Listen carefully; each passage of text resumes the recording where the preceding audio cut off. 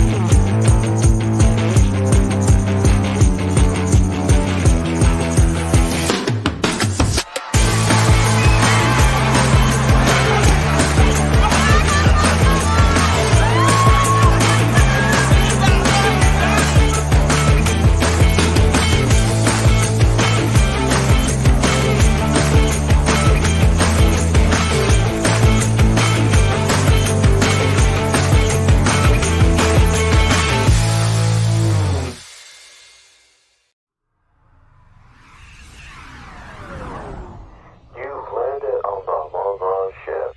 Welcome to Planet Experience. Welcome to the Wrestling Experience.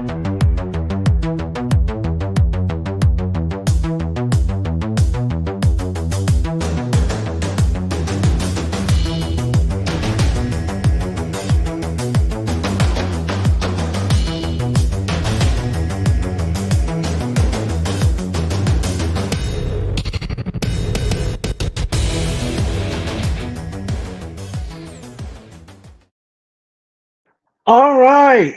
Welcome back to the Wrestling Experience, but I'm not here alone, ladies and gentlemen. No. I've been some Earthlings aboard to help me with this mothership.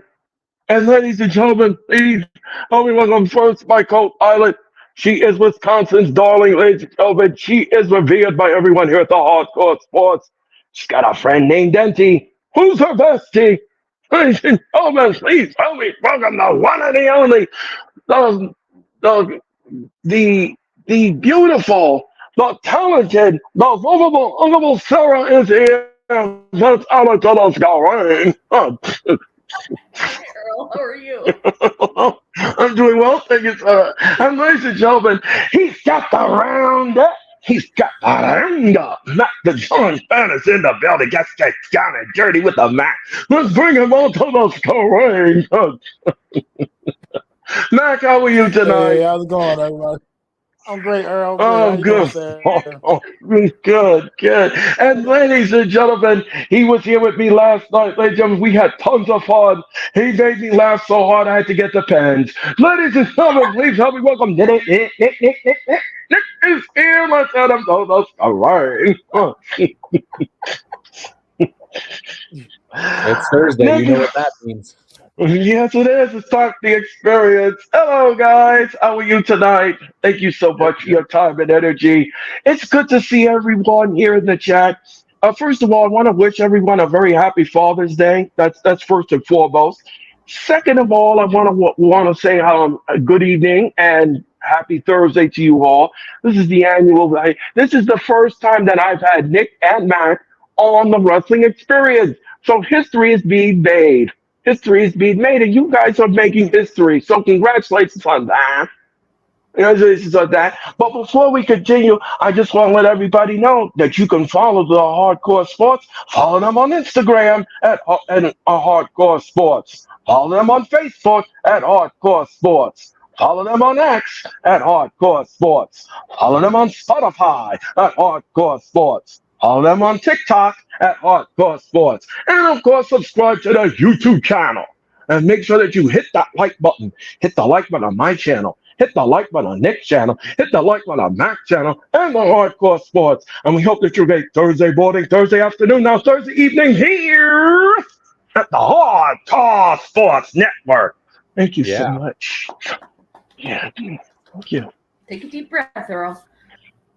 So, real quick to give you a second, Earl, because I know that was a lot. Daniel Barry Sports is here. Happy Thursday, everyone.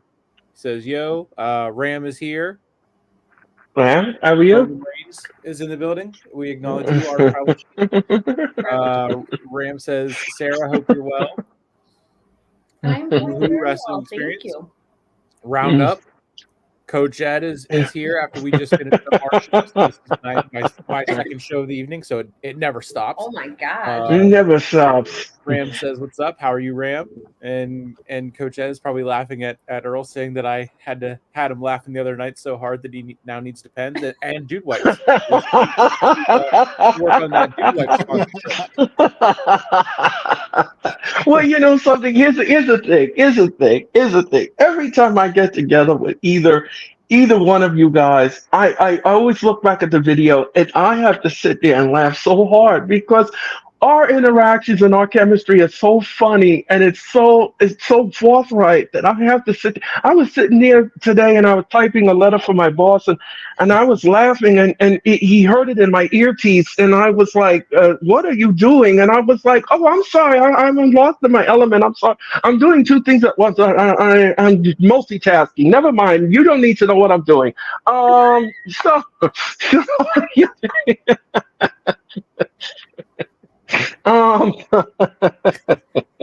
It is a testament of what we do here at the Wrestling Experience. But just to make everybody understand what we're doing here tonight, first of all, we have wrestling news to do. We're going to get to that. We've got Dynamite to discuss, and we're going to predict the Clash of the Castle. So we got all of that to do tonight. So on the first docket of the Wrestling Experience, we're going to talk about Dynamite. Dynamite last night took place in Des Moines, Iowa, and me and Nick had a lot of fun with that. And I also made the announcement that our main girl, Sarah, is returning to Dynamite, and we are so excited to have her back.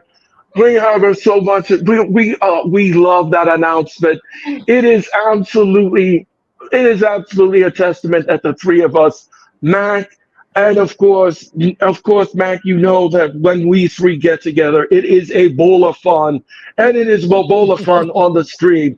It always is. It always is. And we're gonna have fun next Wednesday night. And I did put a post on Twitter making her triumphant return, and I said, "Drum roll, please," and everybody was like, "Oh," I was like. Like I always say, So- like, even if the show sucks, we don't. Like, we will Yeah, exactly. laugh in some way. We will entertain people. So Exactly. Yeah. No doubt So, about that. yeah. So I'm gonna go around the horn first. I'm gonna go around the honker, as I like to call it, the honker. Mac, what did you make of Dynamite last night? Well, I mean, I thought it was pretty good show. I mean, the 6-man tag match was awesome. The main event, I can't wait to talk about that. That main event blew me away. Absolutely blew me away. I mean, but it was overall a really solid show. A lot of good matches, some good matches, good stuff, man. And I love seeing got Blood and Guts coming up in July, and now we get to see the build for that. So exciting. Yeah, and by the way, the Bridgestone Arena in Nashville, Tennessee, charged Tony Khan extra money because of the roof situation inside the arena. The cage weighs over 2,400 pounds, and it went over the limit that the arena could hold. So what they have to do is they have to put in extra trusses in the ceiling to hold up the cage. So Tony Khan had to pay not only the renter's fee, but he had to also pay for the extra trusses. So, but Tony Khan is worth it. I'm sure he could have found it in his PJ somewhere, and he could have found the money. Anyway, we're gonna move on from that little ditty. He's Sarah, checked under what? his mattress. The money's probably Uh, stuffed under his mattress. yeah. Sarah, what did you make of Dynamite last night? I like Dynamite. I mean, it had very good energy. Like they really kept things kind of moving forward, very quick pace. I enjoyed MJF's appearance. Like totally agree with Mac. That 6-man tag match, that was really good. And I love Mark Briscoe. So I enjoy watching him. But that Osprey Ray Phoenix match, holy crap. Good. That talk about a Yes, barn bro. burner. That was a barn burner. good. Like that was crazy good. That was pay-per-view worthy match, like all in worthy Absolutely. match. That was very good. It was so good. So, Nick, yeah. I'm going to agree with everyone's assessment. But finish your point. Sorry, I didn't mean to cut you off. I'm sorry. No, you're fine. No, you're fine. I was done. Oh, okay. Nick, what did you think? Yeah, I mean everything I said, last night whenever we gave the end grade, I gave it an A from tempo, pacing, to planning out and having a squash match for Roosh, and it making sense and not just like what Wardlow was getting squash match, and it just was what it ended up being for nothing because where's he at? He hasn't been on TV in how long now? So it led into building for MJF and Roosh next week, which will kick off Dynamite and will also be commercial free for that match. So that was announced by AEW earlier today. Mm-hmm. So that'll be fun. And then just the main event of Osprey and Swerve continuing to build to their match. And then Prince Nana having the facial expressions as Osprey looked over and was given the death stare to Swerve and said, it's my house. And Prince Nana was sipping his coffee and just like his eyes just got huge Sauces. on that level of Paul Heyman. So seeing Paul Heyman and Prince Nana at some point, like just it in their element, would be fantastic, I think. And but yeah, Dynamite was great last night from the MJF appearance and interacting. I saw a video as he arrived to the arena. His girlfriend Alicia Atout, I think is her name. She was reporting, and they had an interaction. And afterwards, I saw on Twitter earlier today, everyone was like, "Man, he's so rude." Blah blah blah. She's gonna get him at home and everything. And then he tweeted something, and she quote tweeted and said, "You're a prick for how you acted last night, but this is funny." So it was I think it was a gif of a cartoon from I think it was Tom and Jerry where a bull was running into a cave and everything. So it's playing into his match against Roosh, but everything about Dynamite last night was great. I'm going to sing the praises of my panelists because here's the thing. This is what we were craving for. We have not gotten this Where was this Dynamite a couple of weeks ago? Where was this Dynamite 3 weeks? 3 weeks ago. Where was Dynamite 3 weeks ago? This was a vast improvement for what we've gotten over the last 3 weeks. And you can't argue with me with that. You cannot argue with me with that. That has to be one of the best Dynamites I think we've seen in a long time. In a vastly long time. And I loved everything from soup to nuts. It was absolutely great. I loved it. I know that there are going to be a lot of tens going across the board with the entertainment level. But again, like I said, last night was absolutely flawless. It was great. I loved it. The only blemish on the show, the only thing I did not care for on the show was the Charlie Brown segment with Chris Jericho. That thing needs to go. Womp, womp, womp, womp, womp, womp, womp. Get that segment off of Dynamite. Thank you very But much. I will say the end of it was kind of funny with Private Party I on the was just climbing the gonna ropes say the way that Right, Chris right. too. Jericho Yeah, yeah, showed him too. yeah, It was kind of Oh funny. my god, yeah. Mike. That Okay, made me But Mac. Yeah, I'll give you that made me that. I do laugh. agree the gimmick itself. I do agree the gimmick is like, yeah, that needs to go. But that Yeah. little segment, it was probably their best segment so far. Oh my god, I started When the cracking learning up tree the started way. segment started, Earl said, "Well, we can take a minute and just chat for a good 10 to 15 minutes while Right, this because no one's right, gonna want to watch us explain what's going on, and right, that's kind of right, where right. No, no, we had right, our sidebar. But right, yeah, right. Sleeping Angels, he agrees, except for everything except for the learning tree, and Dro Sleeping says the learning Angels, how you tree is doing? so overrated. So Right.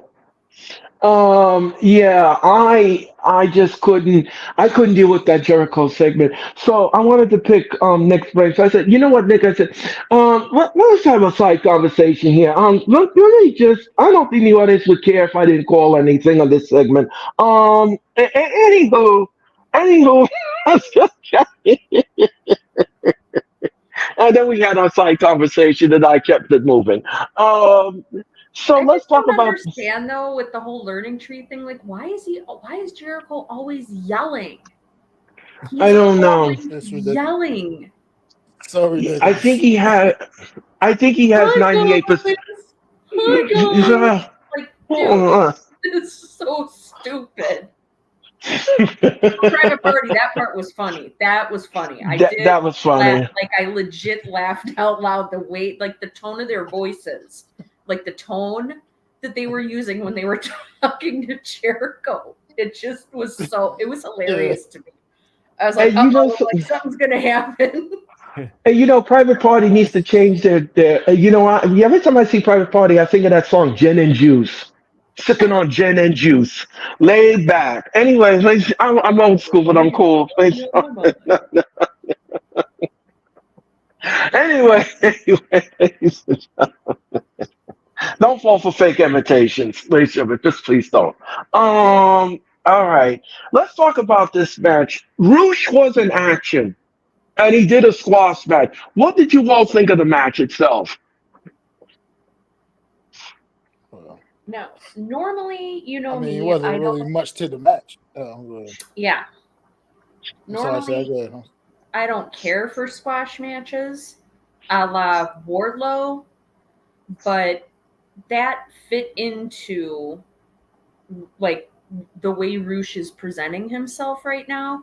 He's angry and he wants to show people that MJF isn't anything. So he's going to go out there and just level as many people as possible to prove to the audience that he's better than MJF. Which no, you're not. But it fit. That's him having the squash match kind of fit the narrative for it. So I didn't mind it so much. But Yeah, I I didn't mind it. Mac, what do you think?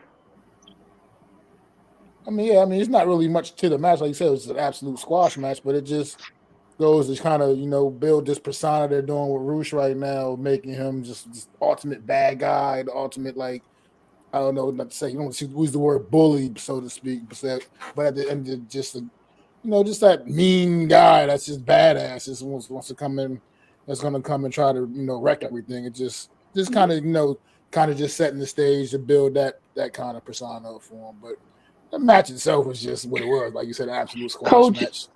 So, Coach Ed, how you doing? That's awesome. It is one of my favorite old school rap songs. I love it. Nick, what did you think? yeah, I mean, like like like you guys said, making him, portraying him as like a bully, but not so much like a bully, like just to kind of show that like, hey, he's been here since MJF has been gone, but just kind of coming out and squashing, the local wrestler and everything like that, and then building with MJF. It's similar to what they're doing with Braun Breaker and just having him go out there and just cause chaos and beating everyone. So it's cool to see someone new step in with an MJF and returning and having this feud as his return feud, not just having him come back and jump right back into the title scene. I figured they would have him continue the feud with Adam Cole, but they both came back, and then all of a sudden Adam Cole hasn't been back since Double or Nothing. So it kind of felt like I would say they paused it versus just closed it all together. So I hope they go back to that. Maybe Adam Cole's not 100% cleared for that on that ankle yet. I'm not sure, but it just the squash match was what it was, but it led to more, so I didn't have an issue with the squash match. Like Sarah said, like I said earlier, it's better than what we were getting with Wardlow and his match after match after match, which was just Right.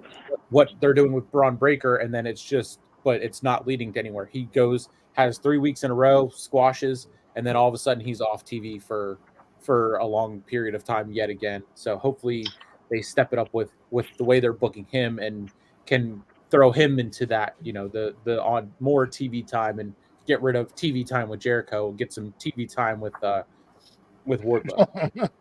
Yeah. Yeah. Yeah. Let me just say this. The match was well, it wasn't much. I mean, if you bake the brownie, you miss the whole thing. Really. If you want to be perfectly honest with you, I don't sugarcoat anything on this island. No. Yeah, yeah. You can make me irrelevant. That's fine. I agree. I agree with that assessment. Hey, but the match was all right. I mean, like it fit the narrative. And what we got afterwards was even more great. MJF and Roosh really tore the house down, and the crowd just loved every minute of the nuance and the pull apart. And I asked Nick this question, and I'm going to ask Mac and Sarah this question. Guys, let me ask you a question. Should there be a stipulation in the match coming up at the Forbidden Door? I don't know if that would be too soon to do that with this being it'll be MJF's first pay-per-view match. Okay.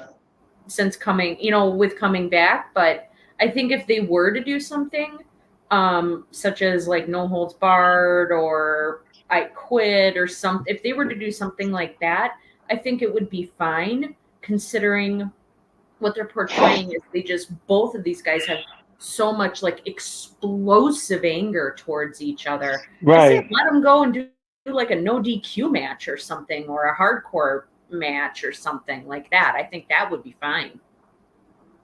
Mark, what do you think?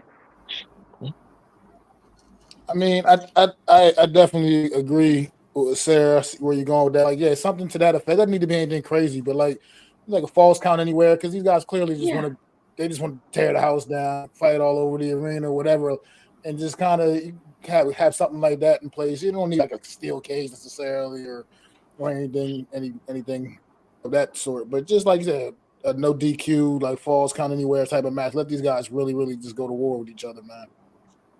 Right. Or a Long Island street fight. Yeah. Which would fit the narrative because we are in Long Island, so I mean it fits. It fits well like a glove. Yeah. And like I said, if you make this a Long Island street fight, that's fine. Because they'll fight all over the place. On the Long Island Railroad, in the parking lot. Yeah. You want to be dismissed? Anyway, ladies and gentlemen, with that one. Don't want the host. Anyway, ladies and gentlemen.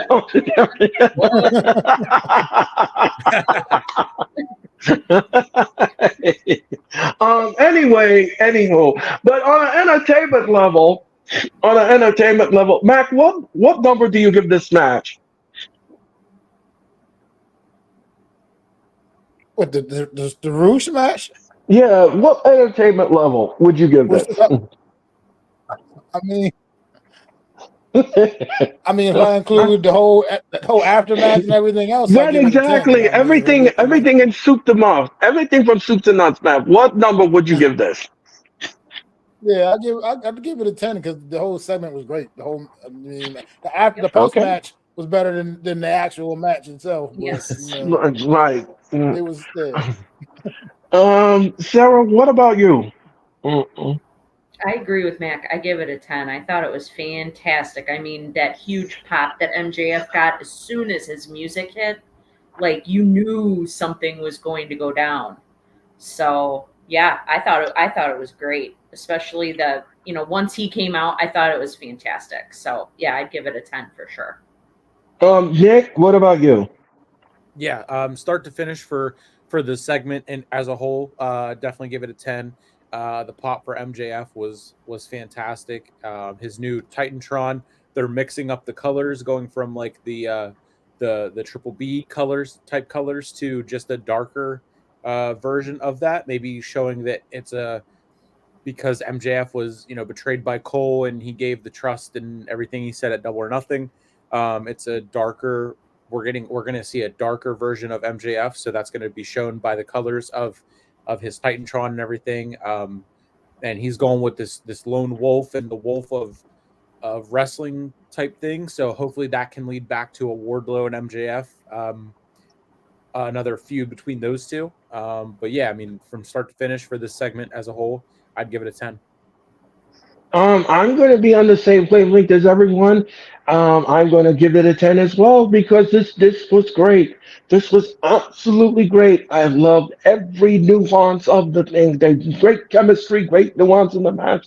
Everything worked well in the match. Nothing was out of sort or out of place. Nothing was done in good. Everything was done in good taste, and that was something that I loved as a wrestling fan. And that is the way you build up a feud. And that is the way you start the show off. That's the way you do it. That's the way you do it. That's how you do a feud. That's exactly how you do a feud. All right, so we're for our first 10 across the board. That's great. Dustin Reynolds took on Jack Perry. The match was great. The match was fine. He was busted open from ear to ear. He Dustin Reynolds was destroyed by Jack Perry. But you know what? You know what is really sad about this is that this kid is going to get that title because of the elite, and I think that that's disgusting. I think that that is disgusting. I think somebody else should wear the TNT title, but that is not what we're going to get. That is exactly not what we're going to get at the pay per view. Um, I'm just so bummed about that, really, because I don't think he really deserves the title. But that's just my opinion, and Ew. it's just my opinion and my opinion only. I can't speak for everyone else. But I'm gonna go to Mac first. Mac, what did you make of the match itself? I mean, it just another it was a good match, a good solid match. I think obviously going into we knew what the outcome was already going to be. Obviously, they're going to have Jack Perry go into that ladder match as opposed to like Dustin Reynolds. But at the end of the day, man, it's just a respect thing for Dustin. All these years in this industry, still going in there competing at that level against a top talent. I mean, Jack Perry is one of the top talents in the world. It's not like so just to go in there and still be able to compete at that level at his age, how long he's been doing it, what his body's been through all these years. I just have a lot of respect for guys like him and guys that understand kind of their role in this business at this day is continuing to put the younger talent over. And I just think he's done a great job, a tremendous job with that here in AEW. And but it was a good, solid match between two, really good professionals, So he's not going to say like it's a match you got to go back and watch again, or you got to must see TV necessarily. But Right. it was a good match. Sarah, what did you think? I thought the match was fine, but I would like to see Dustin Rhodes start winning every once in a while. I think it would be kind of nice. He has said it himself. He's 53, so he may not be doing this too much longer, and it would be kind of nice to see him win a match every once in a while. So, but yeah, I mean, you figured, yeah, they were not. Dustin Rhodes was not winning this match. Like, you knew he wasn't going to win, but yeah. See, Dro agrees with me. Dustin Dro. needs to win more matches.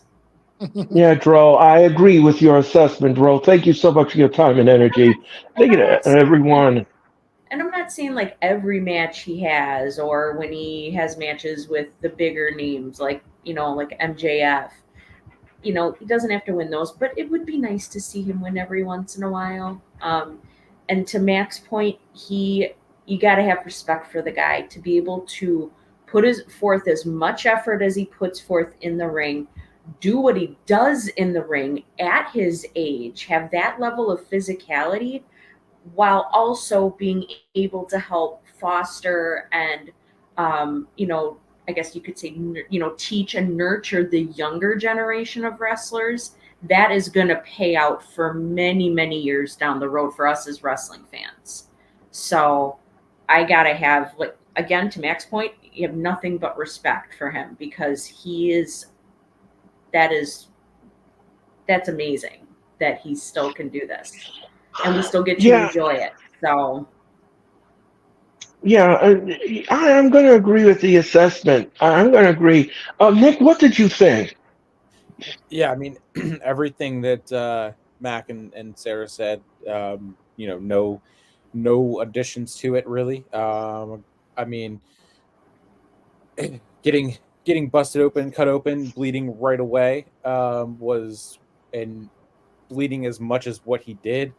The spot onto the concrete, with the mats ripped up, was crazy. There was like a blood stamp on the concrete on the floor there. And just what he was able to do and how long the match went, the quality of the match with Jack Perry and with Dustin, um, and then allowing and getting Perry to be the one to win and then advance to the TNT, the ladder match for that title, which I don't have a problem with him winning. I'm digging the Jungle Bum Perry, like we were saying about the other night in NXT. At Jungle Bum Perry, that's that's what great. that was the name that they were dropping in the comments. Jungle Bum Perry, and I then last night love that. on Dynamite we had some. I think it was Ram was dropping some, or it was Mr. All Days Off. He was dropping some good ones. Just That's Yeah, really, I really, really love funny that. ones. So, but yeah, Jungle Bum Perry was one of the big ones from Sunday night at Battleground. So, but yeah, I'm digging it. So I didn't have an issue with it. It was a fun match. It moved at a good tempo, and it moved the show along, and it didn't, the crowd somewhat got into it and woke up and got to be lively with it. So I no. enjoyed it. Yeah, Jack Perry looked like something out of Woodstock. Anyway, with the peace and love, I was looking for that peace symbol and him smoking a banja. Anyway, Oh my god. anywho, anywho, Oh good grief. I'm sorry, but I mean that's what it looked like, Oh, it's like so funny. I'm old school, but I'm so old. I wasn't born during Woodstock, so I mean, I just think of, Ew. so anyway, the match was fine for what it was. Great chemistry, great nuance in the match, and everything was fine. Um, like I said, the only disappointment I have is that Perry's going to get that title, and that's because of the Elite. And I think that stinks. That really Oh, stinks because whoever is going to be in that ladder match, whoever's going to get in that ladder match, they're not going to win that match. They're not going to win it at all. It's going to be so obvious who's going to go up that ladder and pull it down and win.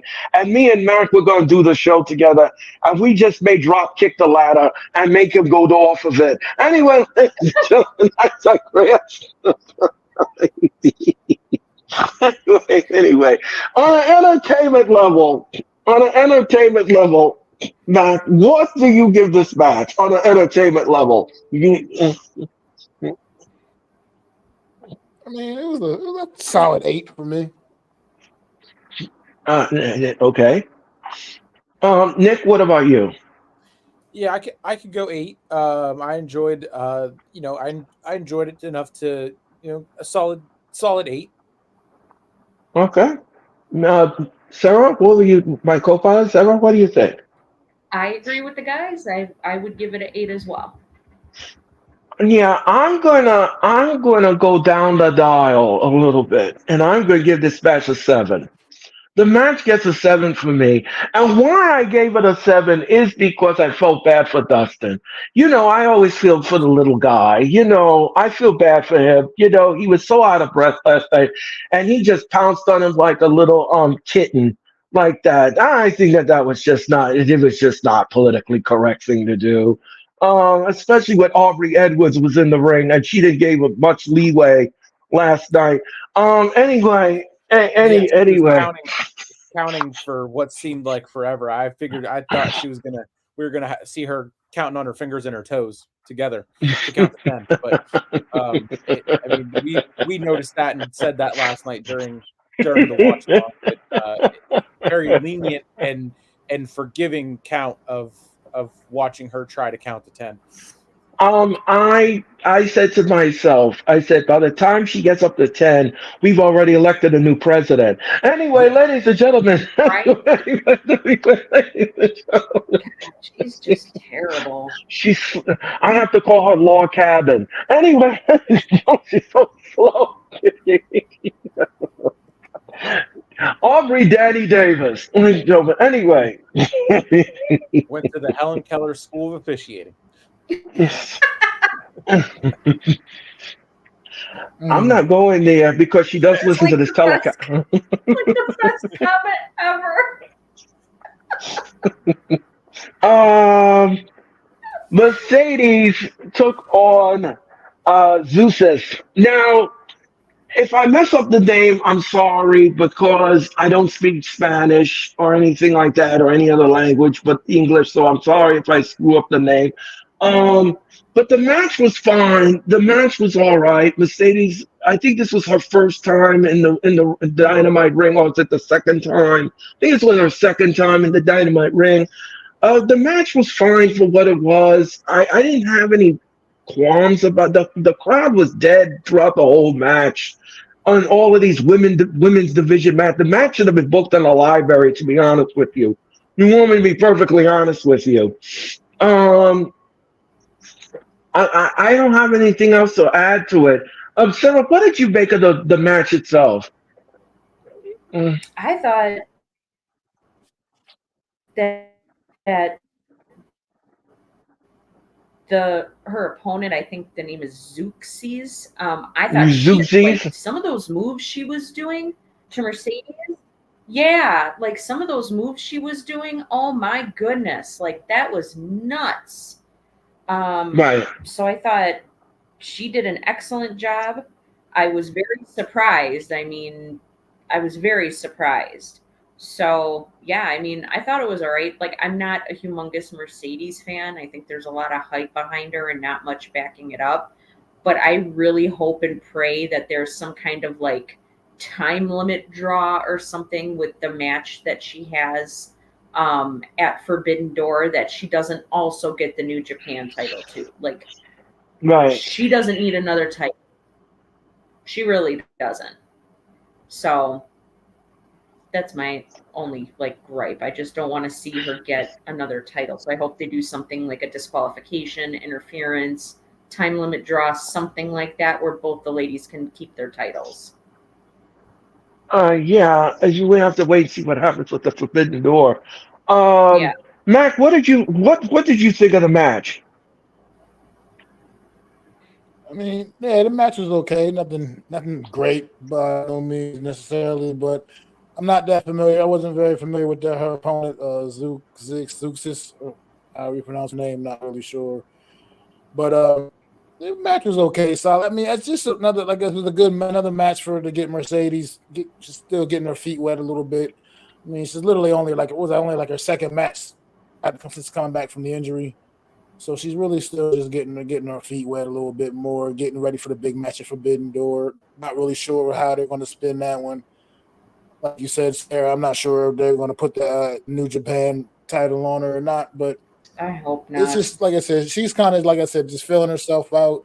She took some nice bumps last night. That was kind of good to see that she is, I mean, pretty much healthy, looking good to go, but it's just, like I said, it's just going to be a matter. That was just more of a match, like I said, just for her to just continue to regain her confidence in the ring and just get comfortable in the ring again, because she had a long break, a long time off of the injury, coming from the injury. So gotta get yourself back used to taking those bumps and whatnot. She took a lot of good ones last night. Okay. Leslie, how are you? Thank you so much for your time and energy. Nick, what do you think? Yeah, I mean, once again, they pretty much hit on everything that I, would say or was going to say. So, Mercedes getting matches in under her belt in her title reign and giving opportunities to all different wrestlers, women in that division is a great thing. So, a good quality match, and it served its purpose as a good quality match, helping the show in being what it was. Yes. And advancing her title run, giving a shot to someone on the roster, and all around, I didn't have an issue with it. Didn't mind it. No complaints from me. Yeah, and there was no complaints from me either. I was just very happy that she finally is getting her feet wet, and she's getting in the matches, and she's getting that out there. She's putting herself out there in the wrestling ring, because I was kind of like frustrated with that little process there. But other than that, the match was fine. The match was all right. So, Nick, I'm going to go to you first. On an entertainment level, what do you give this match? I mean, yeah, it was. I'd say 7.5. Okay, 7.5. All right. Sarah, what about you?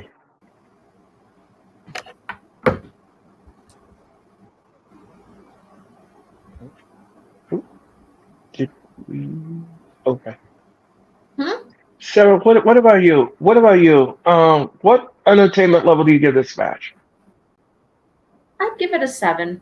Like it wasn't anything terrible. It wasn't amazing. So I think a 7's fair. Okay. Okay. Mac, what about you?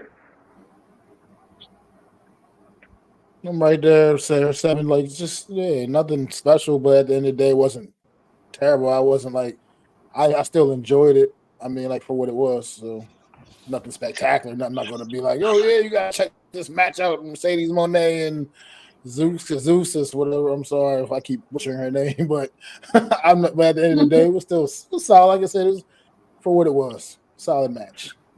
Right. Well, I'm gonna agree with everyone. This was a 7. This match was a 7, and like I said, it was fine for what it was. It was fine for what it was. But now let's talk about this for a second. Let's talk about this. The blood and guts match. Let's talk about this for a second.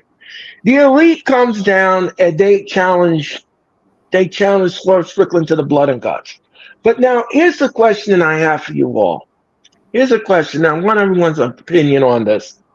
Who in their right mind, notice to me carefully, who in their right mind would go into a blood and guts match with Swerve Strickland, and can they trust Swerve Strickland to be their partner in the match? Now I said this to Nick last night. I asked Nick last night. Nick gave me his answer, but I'm going to go to Sarah first. Sarah, who do you think? Who do you think would join Strickland in the blood and guts? So you mean, do I think Swerve Strickland's gonna join the Elite for Blood and Guts?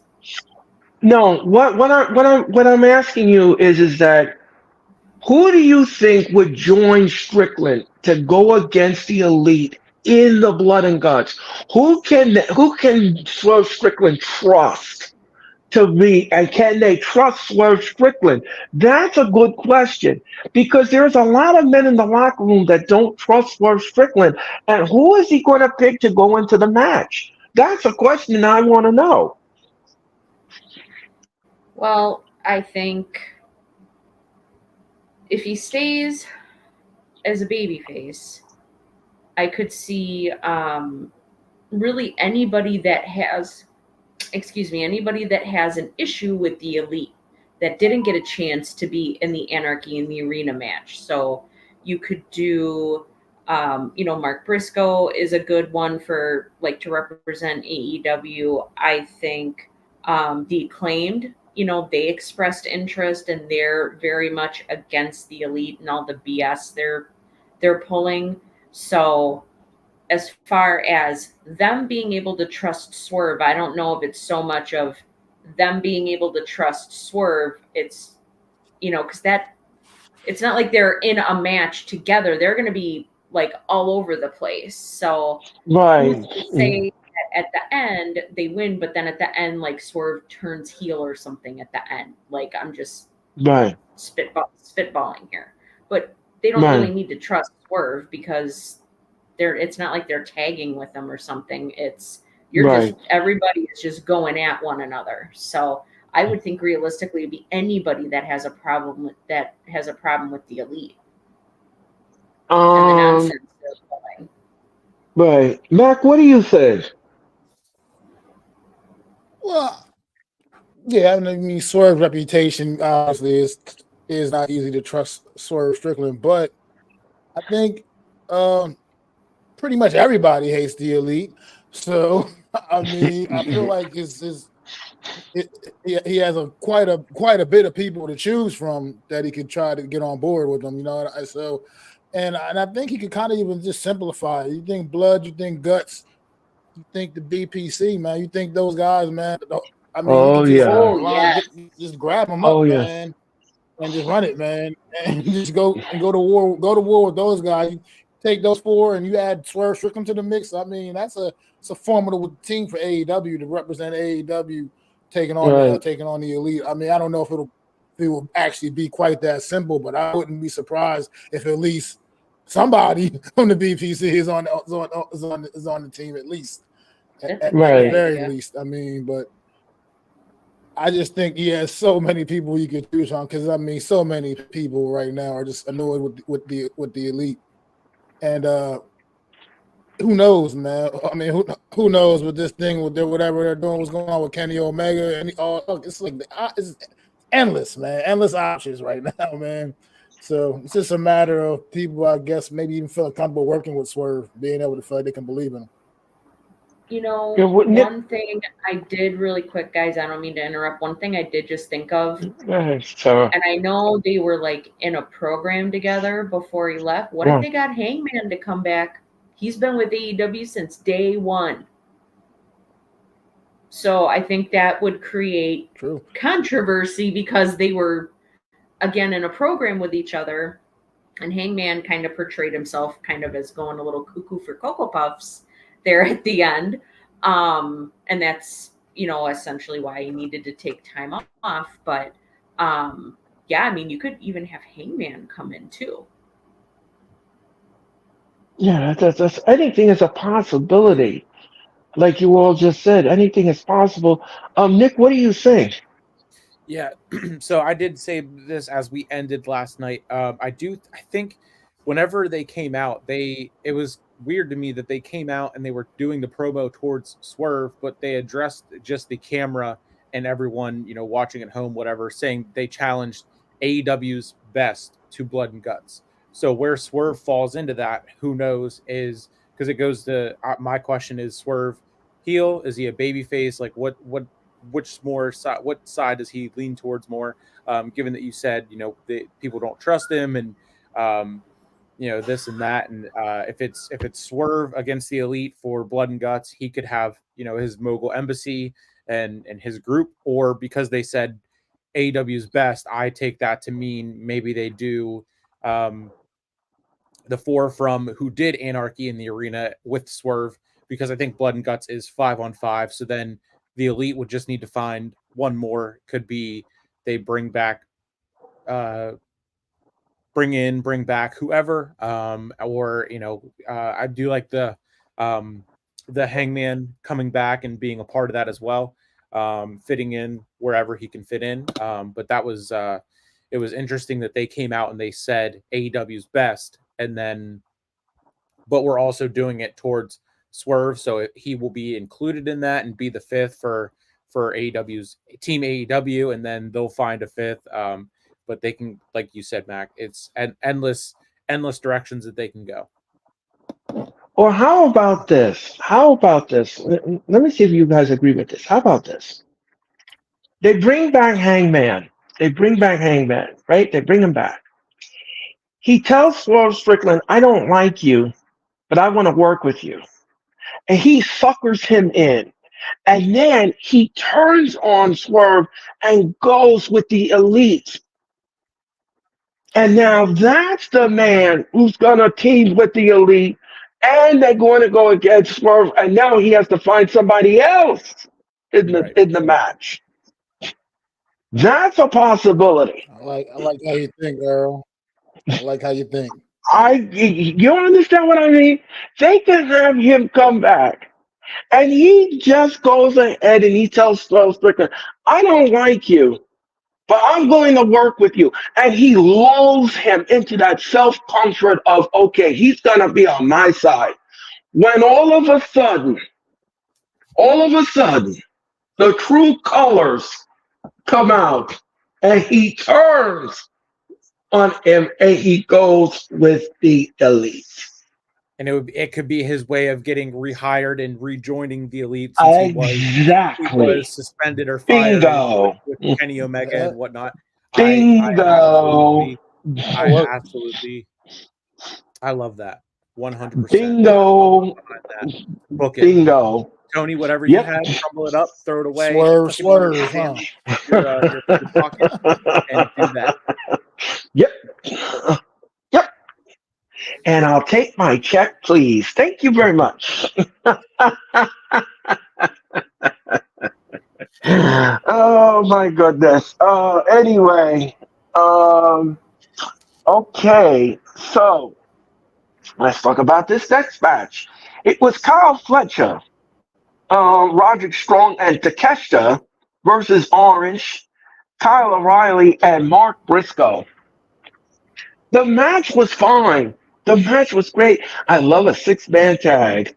The only thing is, I just wish at AEW stop making Kyle O'Reilly like Natalia of AEW, making him go over, making people go over Kyle O'Reilly. I'm tired of that.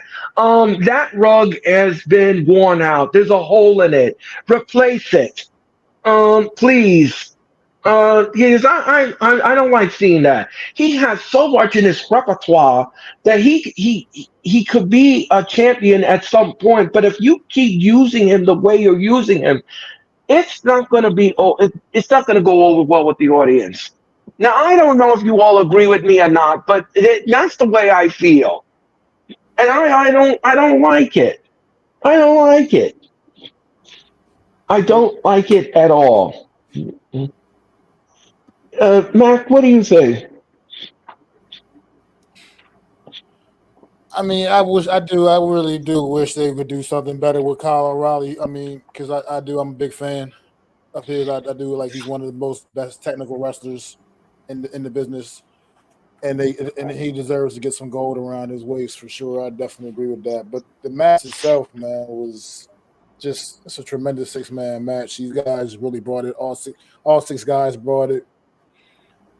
I was definitely okay with the result, the end result with Kyle's family and Roderick Strong winning the match. I mean, but it was a really great match.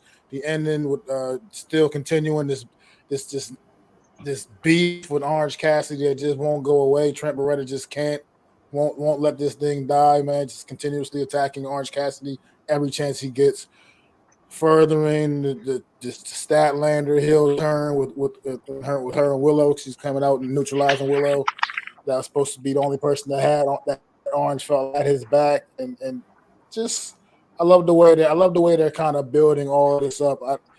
This whole thing is going to come to a head between Orange Cassidy and Trent Beretta and Willow and Chris Statlander. It's. I mean, they're starting to at least give us some really decent storytelling behind the good, solid matches. And I thought this match they really delivered on this match. I mean, a lot of just big time spots, great spots. Match flowed really well, and it was just really, really just dope. It was definitely a highlight of the night. Sarah, what do you think? So, like I said in the beginning of the episode tonight, I enjoy watching Mark Briscoe because the main thing I notice, no matter if he's doing a promo or if he's in the ring, he is having fun. He genuinely wants to be there, and that comes across in what he says and what he does in the ring. He's there to have fun and hang out with his friends and do some redneck kung fu. Um, and it's so fun to watch him. So, and that I think is infectious for the younger talent like Kyle O'Reilly, Orange Cassidy. So I thought all 6 of those guys did a phenomenal job in this match. The action, it was full of action. They kept everything concise. Like I could keep up with who was doing what was happening. It wasn't, oh, we're over here in front of the ring. Oh wait, now we're in the ring, and now we're over here, and now we're back in front of the ring on the floor. Like it wasn't all choppy. Like you could tell what was going on and keep up with it. So, and it fit the narrative again. You had Trent Beretta attacking Orange Cassidy after the match, and then that continued their feud. Then you had Willow and Chris Statlander up on the stage. That continued their feud. So I wouldn't be surprised if we maybe see like an intergender like tag match going on between the 4 of them at some point. That wouldn't surprise me. But yeah, I thought the match was great. I really enjoyed it. Okay. Nick, what do you think? Yeah, I mean, I definitely said the same thing about going down the route of the mixed tag match. They could do that and continue doing this and do that at Forbidden Door.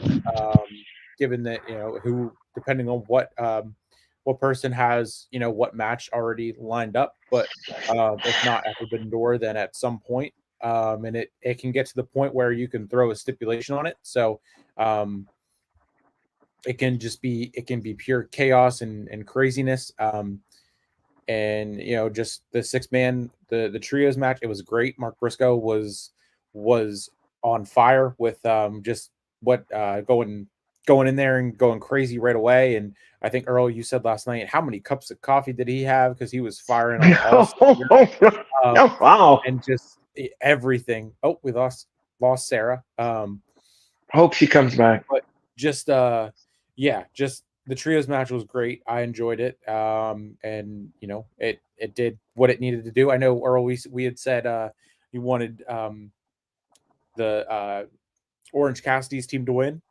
So Yeah, I the did. result wasn't really what we had put out there to want to be, but that goes with what you said about Kyle O'Reilly and everything like that. So I fully agree with that one. And then Mac, with what you said, and same thing with everything that Sarah said, especially the mixed tag match. Eventually, hopefully, I had said that right away. I think as soon as they did the turn with Statlander.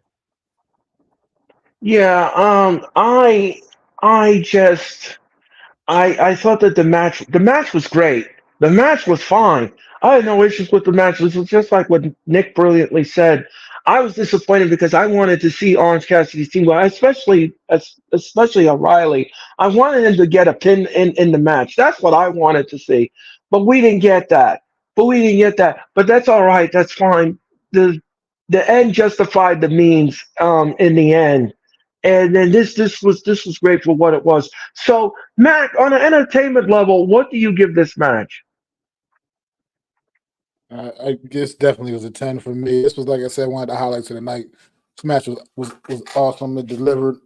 Everything with this match was great, man. Like I said, the 6 guys really put on the show. and just everything about this match, all the post match antics, everything was just the way it needed to be. So they did this. They really did a good job. So I had to give this a 10. All right. And Nick, what about you? Yeah, I mean 10 across for all 6 of these guys that were in the match. And Statlander coming out, continuing that. The sell by the one guy that was at ringside, who was just laying there like a post and continued to lay there. Everything about it was really good. So 10 for me. Okay. Yeah, I'm gonna give this a 10 too. I'm gonna give this a 10 too because this match was great. The chemistry in the ring was just fantastic. And like I told you, Nick, last night when we were doing the show, how much coffee did Mark Briscoe have last night behind the scenes? And Sarah's back. Let's add it to the screen. Let's get this.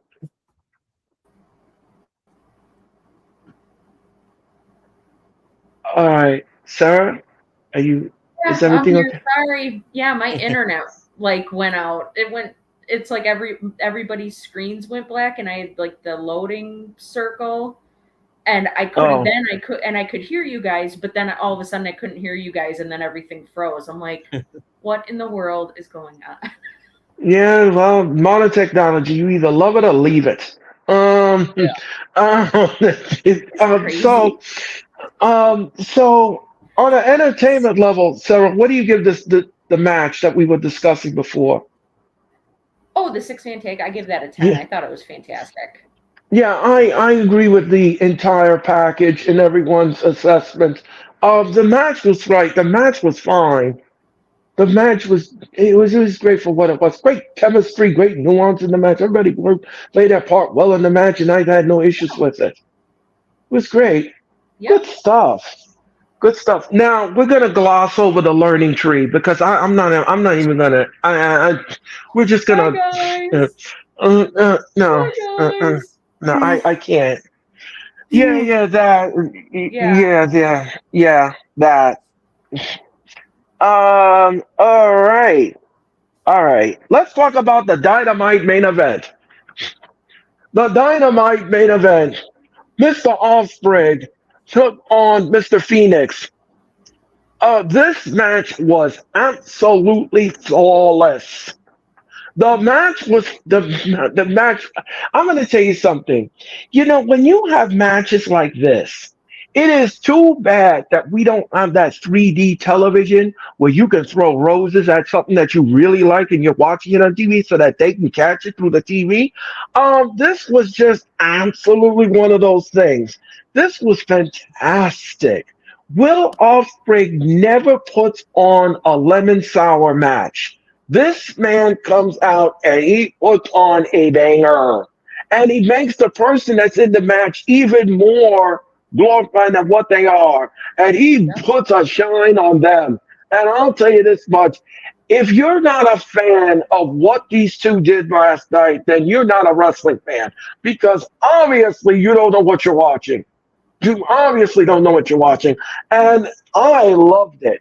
I absolutely raised those. Me and Nick just absolutely were glued to the monitor. We were absolutely glued to what we were watching because this was great.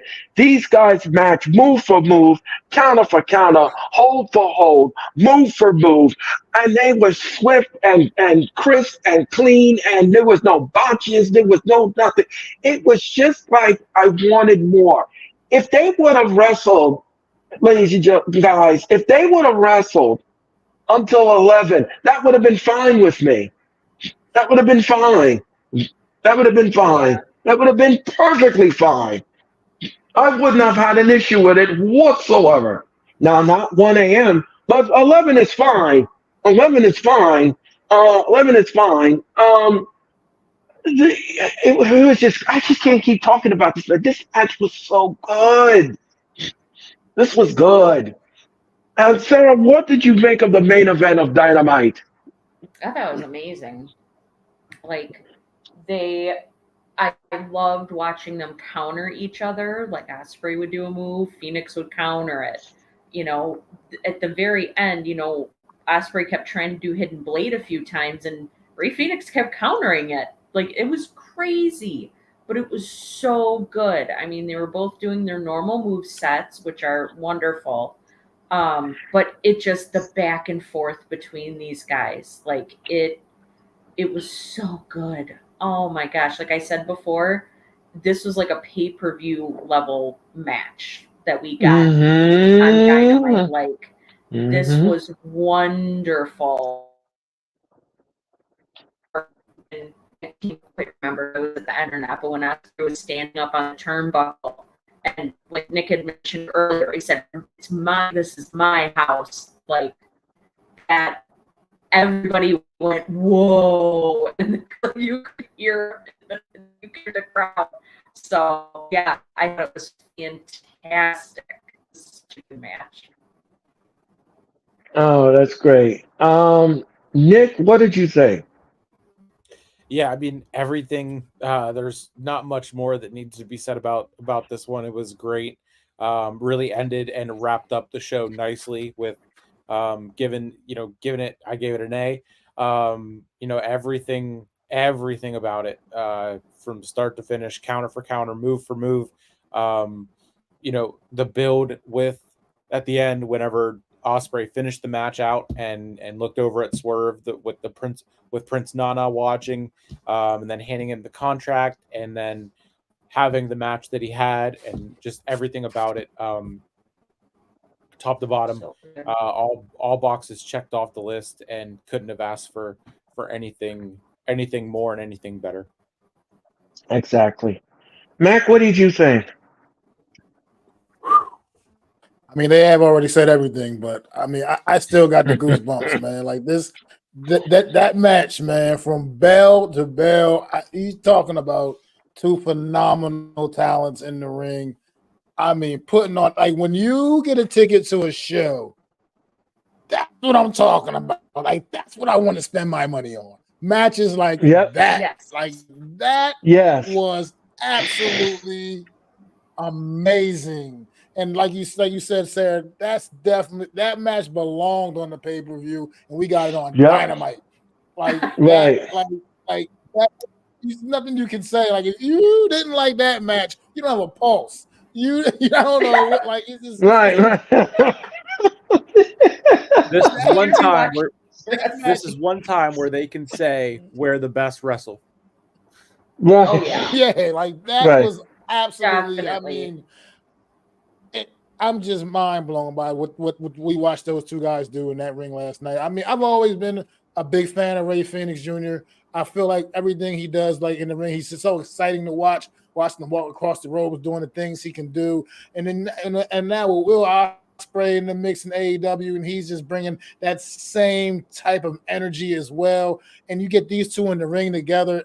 Like, I want to see that again, man. I want to see these guys again, man. Like, I want more of that, and they need to bring that kind of energy each and every week, man. On AEW, I mean, they're setting a new standard. Guys like Will Ospreay, I mean, they're setting a new standard in AEW now. They're raising the bar, so to speak. And like you said, Nick, the end of the match, after the match, the continuous build with him and Swerve, just building up to what's going to probably be an amazing main event at Forbidden Door. I mean, what more can you ask for as a wrestling fan right now? That match was just, I'm mind blown by it. It was so, like you said, all the counters, just the great action in that match. It left me speechless, man. It really did. I'm gonna tell you something. I'm gonna tell you something. You know, on November the 16th of this year, I'm gonna celebrate my third decade as a wrestling fan. And I'm gonna tell you this much. I've been a wrestling fan for a long time, and I've seen some bangers in my heyday. I know I'm showing my age and everything. I'm a Volkswagen. I understand. But anyway, I just love wrestling matches like this. This makes my heart grow fonder as a wrestling match because you want more of it and you want to see more of it. This was just absolutely flawless. This was an out there. There was no other word to use. There's no other word I could say. Banger, flawless, point, everything. Everything. Take everything out the kitchen. All the pots, the pans, the oven, the stove, whatever you got in that kitchen. It's whatever you got. Just bring it on out. Because this was absolutely great. This was great. And on an entertainment level, if I could raise it up to that high, I would give it 100. This match was great. This match is great. And I know my panelist is going to agree with me. I believe everyone across the board is going to give this a 10. This match gets a 10. Absolutely. This match gets a 10. Absolutely. Absolutely. 1000% a 10. Yep. It was awesome. Yes, Dave indeed. Meltzer will finally get one right with his star rating.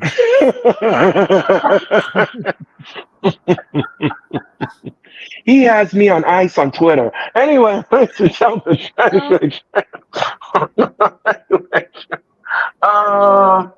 But we won't go there. Anyway. Anyway. But that was Dynamite. That was Dynamite. And Can I thank say you all so much. one more thing real You quick go ahead, about Dynamite? go ahead, man. Go ahead, man.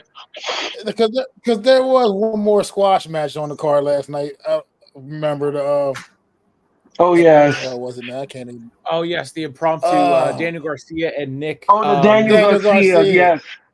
And Nick. Oh, But the funny yeah. thing about Yeah. Let's well, talk the about funny that. thing about that match, one thing that was funny about it for me was because the guy who he was going against was absolutely a jobber. I mean, I have no idea who this guy was. He was like an old school classic wrestler from back in the day, honestly, whoever he was. But why did he have a manager? Like he had like a valet, a manager out. I'm like, they're giving jobbers like valets now. They get managers now. Okay, I'm gonna explain it. I just found it kind of weird. That's all. I'm gonna tell you who he is. He is Nick Camarado, and Nick Camarado used to be an AEW lifer. He used to be with Nick Nemeth and all of them, and he used to come out with the guys, and he used to come out with that faction. I forgot the name of the faction. Forgot the name of the fact. Maybe somebody in the chat can help me with the name of the faction. But he used to come out with that faction, and I think it was called the Wingman, a Wingman or something. So he came out with the Wingman, and he used to come out with Nick Nemeth and all of them, and they used to come out. So that's who he was. That's who Nick Camarado was. Now the guy on the floor, I had no idea who that was. I have no idea. Maybe they got it from the popcorn stand. Anyway, ladies and gentlemen. Ladies and gentlemen. Anyway. Anywho. From the concession stand. Yeah, I was Anywho. just thrown off by it because I was like, why does this guy have a manager? Like who? Like I don't know. I don't know. It was very bizarre, but the match was there was nothing to it. I mean, really. There's really nothing to it. Absolutely Um, nothing at all. I'm going to ask my panelists on an entertainment level. What number would you roll out for this? I don't. I mean, it was the most forgettable match on the card. So by far. So am I going to safely say from all of you that I have to give this a golden goose egg? I mean, I take one thing positive from it. It's still continuing to continue to build Daniel Garcia. I think he's still a great young talent that I'd like to see get some gold around his waist soon. Nick, what number would you give this? Yeah, I mean, this was one of those squash matches where it's just like, okay, we could have done without it. I think going along with the forbidden the learning tree segment, this is why you gave it, I believe, a B+ last night. So Yeah. I wouldn't give it a 0 just because, like Max said, it did build for Daniel Garcia. So like maybe a 3.5 or a 4. But there's nothing much else to write home about for this one. Mac, what number would you give it? Mac. I'm right there, same page with Nick. Like I said, just for the Daniel Garcia factor, I'd give it just like a 3, maybe. But yeah, the match was absolutely forgettable. Sarah, what about you? I feel the same way. Like, look, we forgot that the match was even on. Right. You know, So Mac brought it up. Mac brought it up. I think that Right. says, Mac, that I says it think all. that says a lot. That says a lot. That says a lot. That says a lot. So I agree with Mac and Nick. I would give it a 3. I mean, it was just there. I think that they would have been better served to take the time from that match and put it elsewhere, like give more time to another match, or give somebody more time on a backstage segment. That I think they would have been better served to do that. But again, I'm glad they're at least continuing to build up Daniel Garcia. I think that's great. Yeah, I'm gonna give this. Okay, now I'm gonna be nice. I'm gonna be nice because it's Thursday night. I'm gonna be nice. I'm gonna be nice. I'm gonna be nice. Girl. Yeah. I'm gonna be a baby face tonight. I'm gonna be baby face, and I'm gonna be nice. I'm gonna be nice. I did give it a goose egg, but now that my parents has told me about Daniel Garcia, which is right, they owe him a receipt. They owe him a receipt. So I'm gonna be nice. I'm gonna be nice. I'm gonna give this match a 3. Okay, I'm gonna give this match a 3. I give the match a 3. It wasn't. Would I want to see it again? No. No. Was it stellar? No. Was it a classic? No. But it was good for what it was, and that's it. I use that a lot with Sarah. It is good for what it was, and that's the formula I use all the time with some of these matches. And people like it like that because this way you're not saying too much about it and you're not saying too little about it. So it's good for what it was. And we leave it alone at that. Okay. Before we move on to the Clash of the Castle predictions, I just want to point out something here that this week has been a very successful week for the hardcore sports and myself. First of all, we got a lot of views for Monday Night Raw. Thank you all so much for doing that. We got a lot of views for AEW Dynamite last night. Thank you all so much for that. I wrote my first wrestling article this week. Thank you to everyone that was on that idea. I believe Mitch and Nick and Mitch and London were all involved in this. And his artwork on my article was absolutely fantastic. If you want to read the article that I wrote, the link for that is in the group chat, and you can read the article for yourself. And I'm going to write another article, and it's coming down the pike. I had a lot of fun doing it, and it was great. It was great. So I want to thank the entire audience, our viewing audience, for making this a banner week. And I want to thank Nick. I want to thank London, and I want to thank everyone who worked with me this week. I suffered a lot this week. I had a back injury and everything, so I'm dealing with that and everything else in between. So, again, I want to thank you all so much for your time and energy. And I want to thank Sarah for her time and energy. And I can't wait to work with her again because me and Sarah are not done with each other. No, we're going to be back Saturday afternoon for the Clash of the Castle. It'll be big. He's got the roundup. He's got the roundup. Not the giant Phil will be in the building along with Mr. Mitch Kosky, Orange Cassidy's bestie. Mitch Kosky will be in the building along with Denise and I. We'll all bring you the Clash of the Castle 2024. Also, Martina and Nick will also bring you the Clash of the Castle. So that's going to be Team Facebook. Yep, it'll be Team Facebook and Team YouTube. we're all going to bring you the Clash of the Castle. This Saturday, it's going to be historic. And I'm dedicating this Clash of the Castle to Jeffrey because I did the first Clash of the Castle with Jeffrey, and we did the Clash of the Castle. So this Clash of the Castle will be dedicated to him. I'm quite sure if Jeffrey was here, he would have been on our telecast. Now, I'm not sure if he would have picked Team Facebook or he would have picked Team YouTube, but I'm sure he would have had fun nonetheless. Um, so yeah, so with that in mind, we're going to do the Clash of the Castle. Now, we have 5 stellar matches, but one match has a big, giant crystal ball question mark to it. A big question. It's going to have a powder keg question mark to it because I don't know what's going to happen here. I don't know what's going to happen here, folks. But what I do know is I smell something cooking from the WWE, and it's not going to be tasting good for somebody.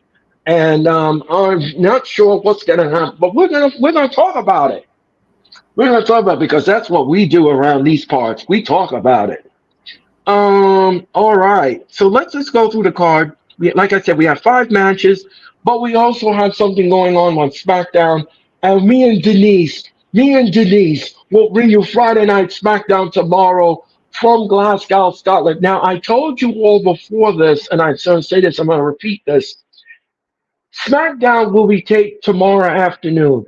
Please do not on X or any of the group chats. Please do not put the spoilers on there.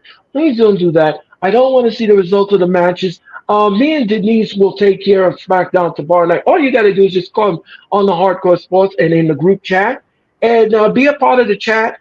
Be a part of the show, and we will welcome you accordingly. And Sarah, again, I want to thank you last night for your participation on Dynamite. I thought that was great. And if you all didn't hear the announcement, Sarah is now a moderator on my channel. Her and Mac are moderators on my channel, and they will stamp out any evil do-goers, as I call them, on the chat. So if you can't say anything constructive, here comes Raid. Anyway, ladies and gentlemen, thank you.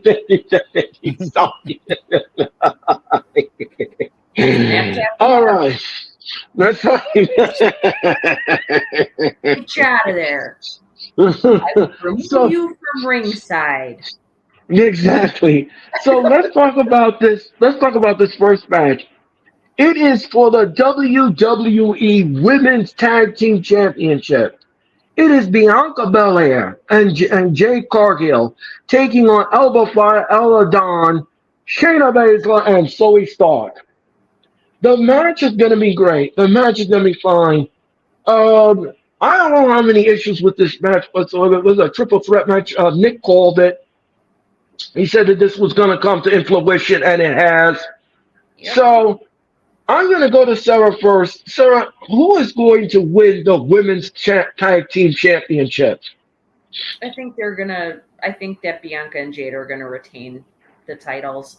I don't foresee them changing hands. I do appreciate though the fact that WWE has taken all the Scottish athletes and given, and they're going to be in a match or involved in some way, shape, or form. I think that's great. I think that's absolutely fantastic. So I don't think that Alba Fire and Isla Dawn have a chance in hell of getting those titles, but it's good that they're in the mix. And everybody knows how I feel about Shayna Baszler. She is still owed several receipts. She's amazing. So I'm excited to get to, that she has this opportunity. We're going to get to see her be on a pay-per-view match. I know she just did Battleground on Sunday with Lola Vice, but I'm really excited to see Shayna Baszler. So I think that they're the ladies are going to retain their titles. I don't think they're going anywhere yet. Mac, what do you think? I mean, I agree. I don't see Jade and Bianca dropping those titles quite yet, but it's a great opportunity for Isla Dawn, Alba Fire finally getting back, and getting some regular work in again. It's been a long, long time since they got called up to the main roster. It was just like, what had they been doing? They've done nothing. When they came up with they came up when they got drafted to the or to the main roster. They had the women's NXT Tag Team Champions, if I'm not mistaken, and then they lost. That's when they decided to just combine the titles Scrap or 'em. whatever, and they lost. Yeah, and they lost. They lost when they lost. When they lost to, can't even remember now at this point, but can't even keep up. But Yeah. the point is, it's good to see them back getting some regular play on TV. Because I mean, I think a lot of people forget. At one point in time, Alba Fire, when she was I can't remember what her name used to be, Haley Ray or something like that, back in NXT UK, man, she was one of the most dominant women champions they ever had. And it's just like, what are we doing with these women? Like all of a sudden, we're acting like these women can't still get down in the ring and can't.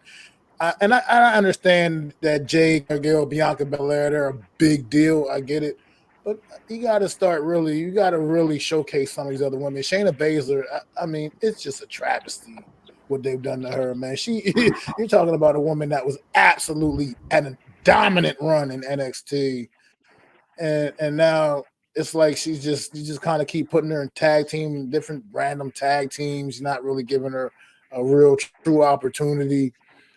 And she's one of the absolute best in the division. So as much as I would love to see Shayna Baszler and Zoe Stark win this match, I'm pretty sure that they're just going to keep the titles on Bianca and Jade. But it could still make for a good match. Nick, what do you think? Yeah, I mean, all three, team. I don't think that the champs are going to lose. They're not this soon. They this is their chance to put prestige back onto the women's tag titles that have been just awful over the last couple of years. Ever since the pandemic era with Bailey and Mercedes or Sasha, however you want to say it, and the Kabuki Warriors, everything they did during the pandemic era, with the tag titles going back and forth between those two, and just the women's tag division has been so messy. So it's been a joke, and now this is their chance to put it back up to where it could be. Shayna Baszler deserves way better than tag gold to begin with. So it's just, I mean, it can be a way to help get Zoe out there and get her in a match. Same with Fire and Dawn. They're Scottish, so going over there to perform definitely is a huge plus. Like Sarah said, the unification of the tag titles, the women's tag titles, and then the NXT women's tag titles, it didn't make sense to me back then, and now it still, like you said, we forgot who even took the tag titles to unify them. It was just, I mean, it was pointless back then, especially like you go and make the NXT women's tag titles after you say the WWE tag titles for the women's should be on all three brands, and they weren't. And Right. then they were off TV completely for a while, and it's like, what were we doing? And at one point, I hated those titles more than the 24/7 championship. So, Right. I mean, it's come a long way, but I don't think anyone anytime soon has taken those tag titles from Jade and Bianca. Here's a question that I have for the panelists, and I don't think nobody even brought this up. When was the last time that you saw Elba Fire and Elba Dawn in a match? I can't remember. I quite honest with you, I Yeah, haven't seen them on they on WWE TV. on Raw Monday Very night. well could have been They got when they they got lost beat on Raw Monday night. Yeah, it I very well could haven't have seen been them in whenever the they match. lost the NXT women's tag titles. Because I haven't seen them on WWE TV. Where? Well, I'm looking Shayna on and Zoe the. beat them on Raw Monday night. Shayna and Zoe beat them on Raw Monday night. Yeah, I know, I Maybe I should. know, I know, Mac. But How you what mean? my question How you is, mean prior? You mean prior to that? yeah, You prior mean to prior to that, that? yeah, Yeah, yeah, prior to yeah. that, I mean, prior to that, It's, I understand that, but prior to that, what happened? It's almost like looking under the couch for loose change. There is none. Uh, I mean, this is just okay. All Yeah, right. I'm looking at cage seats right now, and they were they were on SmackDown whenever they first came up, and they were the unholy union. And the video that's linked with the episode of SmackDown is Right. when LA Knight and John Cena were in a ring, and they're facing Roman, they're face to face with Roman Reigns. So it's like that's how long ago it's been since Oh my anyone gosh. drafted Oh and brought up gosh. to Jeez. SmackDown. And Jeez. this was back whenever everyone that was winning the tag titles, they were getting hurt, so they popped up and Right. the witchy type characters, and they were taking credit for putting a curse on the women's tag titles. And then that story kind of died down because whoever had the titles at the time they weren't getting hurt. But this is when Piper got hurt, Chelsea, and whoever else was in the mix. So Right. Well, Sonya Deville was part of the women's tag team yes, division, and then she yes, got injured, and her knee got blown out, and she had to yeah. be put on the shelf. So yeah, that was the time when I asked the question: Is these titles cursed? Because every time that everyone had it, they were on the shelf. So my gosh, that's well. Here's my prediction for this match, and here's my prediction. Here it goes. Jade is gonna they're gonna retain the title. The title's gonna stay where it is. Um, Yeah. the question is who's gonna eat the pin? Well, I don't think you should pin Elba Fire and Ella Dawn in the match because they're in Scott. That's embarrassing. You shouldn't do that. So unfortunately, at this time, I think Zoe Stark should eat the pin. I think Jade should give her the jaded, and then that's it. Don't do it to Shayna Baszler. Leave Shayna Baszler out of it. Give Zoe Stark, let her eat the pin, and give her the jaded, and be done away with it. And that's the way you should end the match. Not anything else.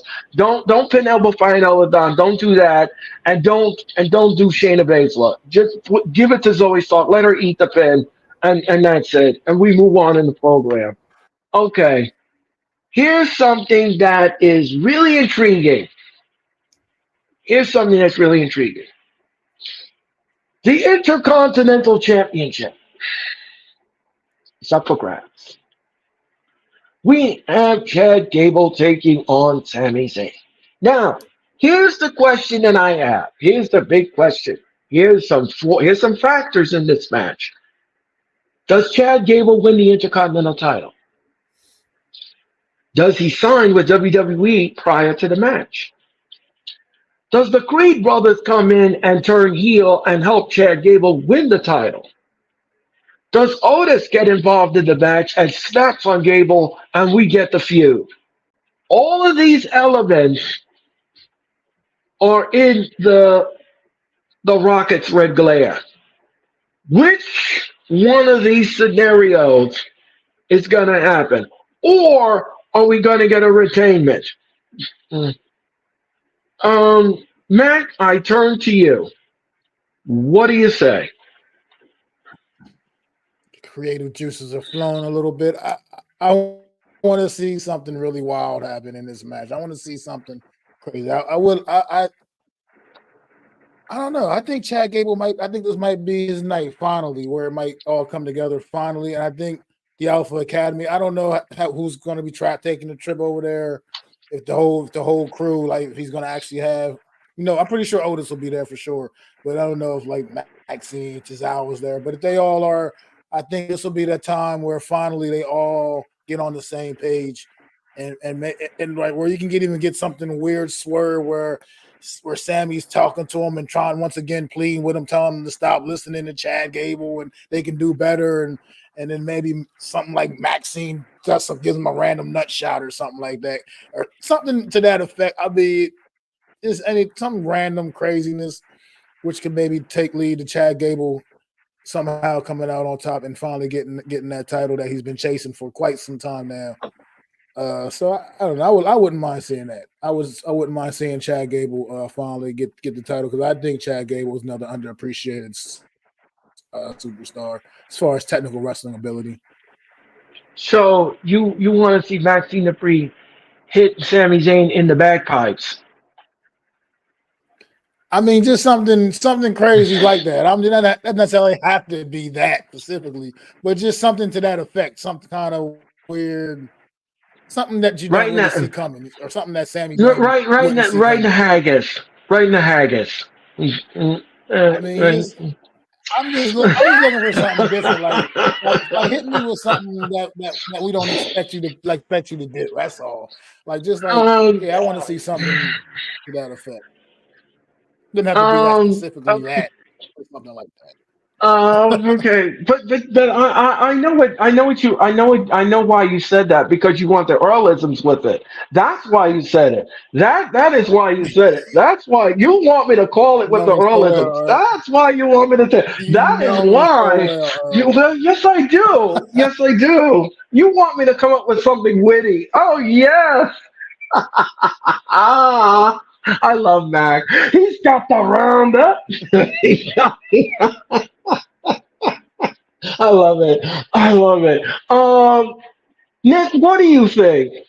Yeah, I mean, I'm okay with whatever happens on this one.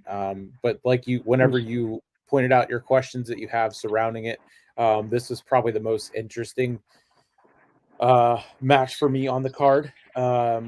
Outside of the potential, CM Punk interference and whatnot with Drew and costing him another title. Oh yeah, we're gonna talk about that. We're I'm definitely gonna sure. talk about that.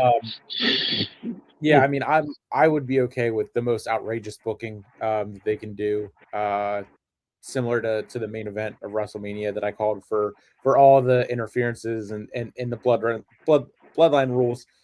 You could do Otis being there, Tozawa being there, everything, everyone being there, and then Alpha Academy turning on Gable and walking away from him, and then the Creed brothers coming out, turning heel, being there with him then in his corner, and Sammy getting through that, winning, continuing his Intercontinental title run, or finally give Gable his moment and as an Intercontinental champion, which could be the reason that he resigns. It could be already in the works of he wins, then resigns. So we'll have to see. But yeah, I'm excited for it. It's tough to pick a winner for this one for me. So I'm indifferent and okay with whatever happens. Okay, Sarah, what do you think? So what I think this will be the night where Otis just can't take Chad Gable's crap anymore, and he's going to turn on Chad Gable. It'll prevent him from getting the title. Bro, thank you. Um, and then I think we'll see another match with Sammy and Chad. I think they're going to take this into SummerSlam. It would not surprise me, or Money in the Bank. They'll extend this out a little bit to really get, because then we'll get Chad versus Chad and Otis together, but then he'll have the Creed brothers out there to back him up. So I think Otis is going to finally just snap and not take any crap from Chad Gable anymore. All right. Here's the thing. According to the PW Insider, and according to everyone else outlet, Triple H wrote the ending to this match twice. So, what does that mean? Well, it could mean one or two things. They had a meeting with him while they were in Glasgow. So, what does this mean? Well, this means that maybe Chad Gable did sign. He did sign, but Triple H is not saying anything. He's saying mum's the word. So, I think what's going to happen here is the following, and this is what I think. Referee gets wiped out. We have no referee in the match. Okay? Zayn goes to cover Gable to retain. There is no referee. We have no referee. Maxine Dupree, he goes to Maxine Dupree, or maybe it's not Maxine Dupree, maybe it's Otis. He goes to Otis and he says, "Go bring me a chair." Otis refused to do what Chad Gable wants him to do. He goes out and argues with him on the floor. While he distracts Otis, here come the Creed brothers. The Creed brothers then wipes out Otis and destroys him on the arena floor. They then go into the ring and destroy Zayn. Toss the referee back in the ring. Gable covers, and we have a brand new intercontinental championship. That I think is one thing that could happen. Another thing that could happen is Otis snaps and he helps Zayn retain the title when he gives him the Helua kick. So those two scenarios are what I think should happen in the match. Will it happen? We're gonna see. We're gonna see. But like Nick said, I'm indifferent to whatever happens. I mean, if he retains, that's fine. If he doesn't, okay. That's just wrestling. That's what happens. Yeah. So yeah, so that's my prediction. All right. Bailey will take on Piper Niven. Bailey will take on Piper Niven. Now, some of you guys came to me and they asked me, Earl, do you know that there's no build for this? Yes, there is. There is a build. She's been attacking Bailey left and right and center. Have you all not watched? Have you all not watched what Piper Niven has done to Bailey over the last 3 weeks? No, you probably haven't. You probably haven't. There is a build. There is a build for this match. She keeps attacking Bailey. But the question is, who's going to become the women's champion? Sarah, who is going to win the WWE Women's Champion?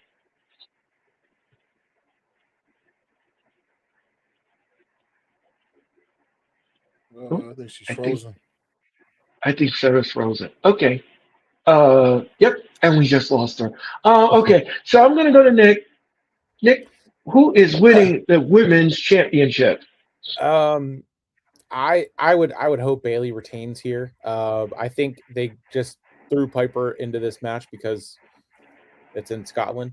The build that you had said about her attacking Bailey, it's kind of just like the baby build to give her the match in Scotland. Because Piper and Chelsea are a tag team, and it's like, you know, they did Bailey and Chelsea, and then Piper was there and she attacked her. And then they did, they finally gave Piper a microphone and she said whatever she said. I can't even remember what she said because I just don't care for Piper.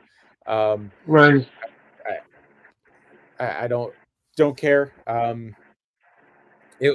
Those two were funny whenever she was like walking around being big, bad, and mean, and scared everyone, especially Chelsea. And Chelsea would go to talk, and then Piper would just stop her and then speak, or whatever. But I would hope Bailey retains, and then they can move on to someone else to challenge Bailey. And then obviously we have Bailey and Nia Jax at SummerSlam. So that'll be whatever it ends up being. Not counting down the days for that match at SummerSlam by any means, but Nia Jax has gotten better since coming back.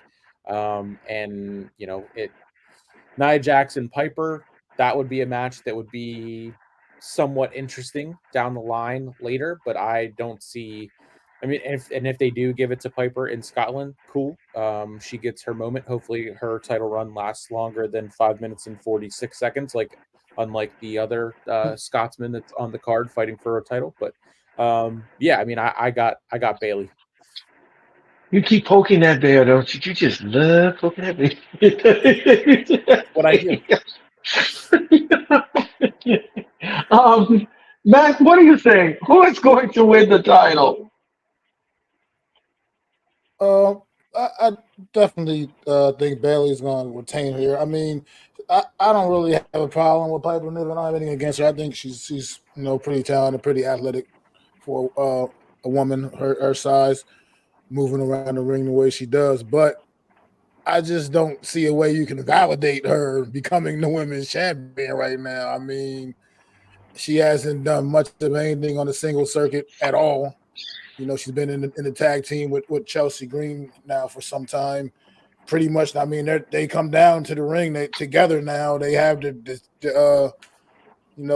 all like they're a legit team now. So it's like that is kind of what it is. You kind of pigeonhole her into that role. I agree, like what Nick said. This was just kind of like you said, a baby build and just kind of have an excuse to give her the match here in Scotland in front of her home. I mean, I'm sure she hasn't had a chance to perform in front of her in her home country in probably quite some time. So it's a nice opportunity for her, but it's just no way to validate putting the women's title on Piper Niven. It's just you can't validate that. It would make absolute no sense because it's like, where does this come from? All of a sudden, now you're just going to put the women's championship on this lady who's she's barely even had a singles match. And I mean, she's just been, like I said, been in this tag team thing. She's been a tag team wrestler now for quite a while.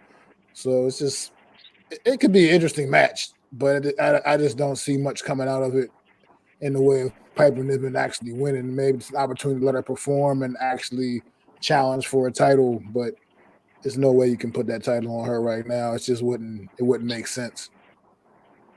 Yeah, I'm gonna say Bailey is gonna retain here. Bailey's gonna have a retainment. There's just no way she's going to lose the title because, as you all know, she's gonna have to go against Queen Nia Jax at SummerSlam, and that's gonna be her dance partner very soon.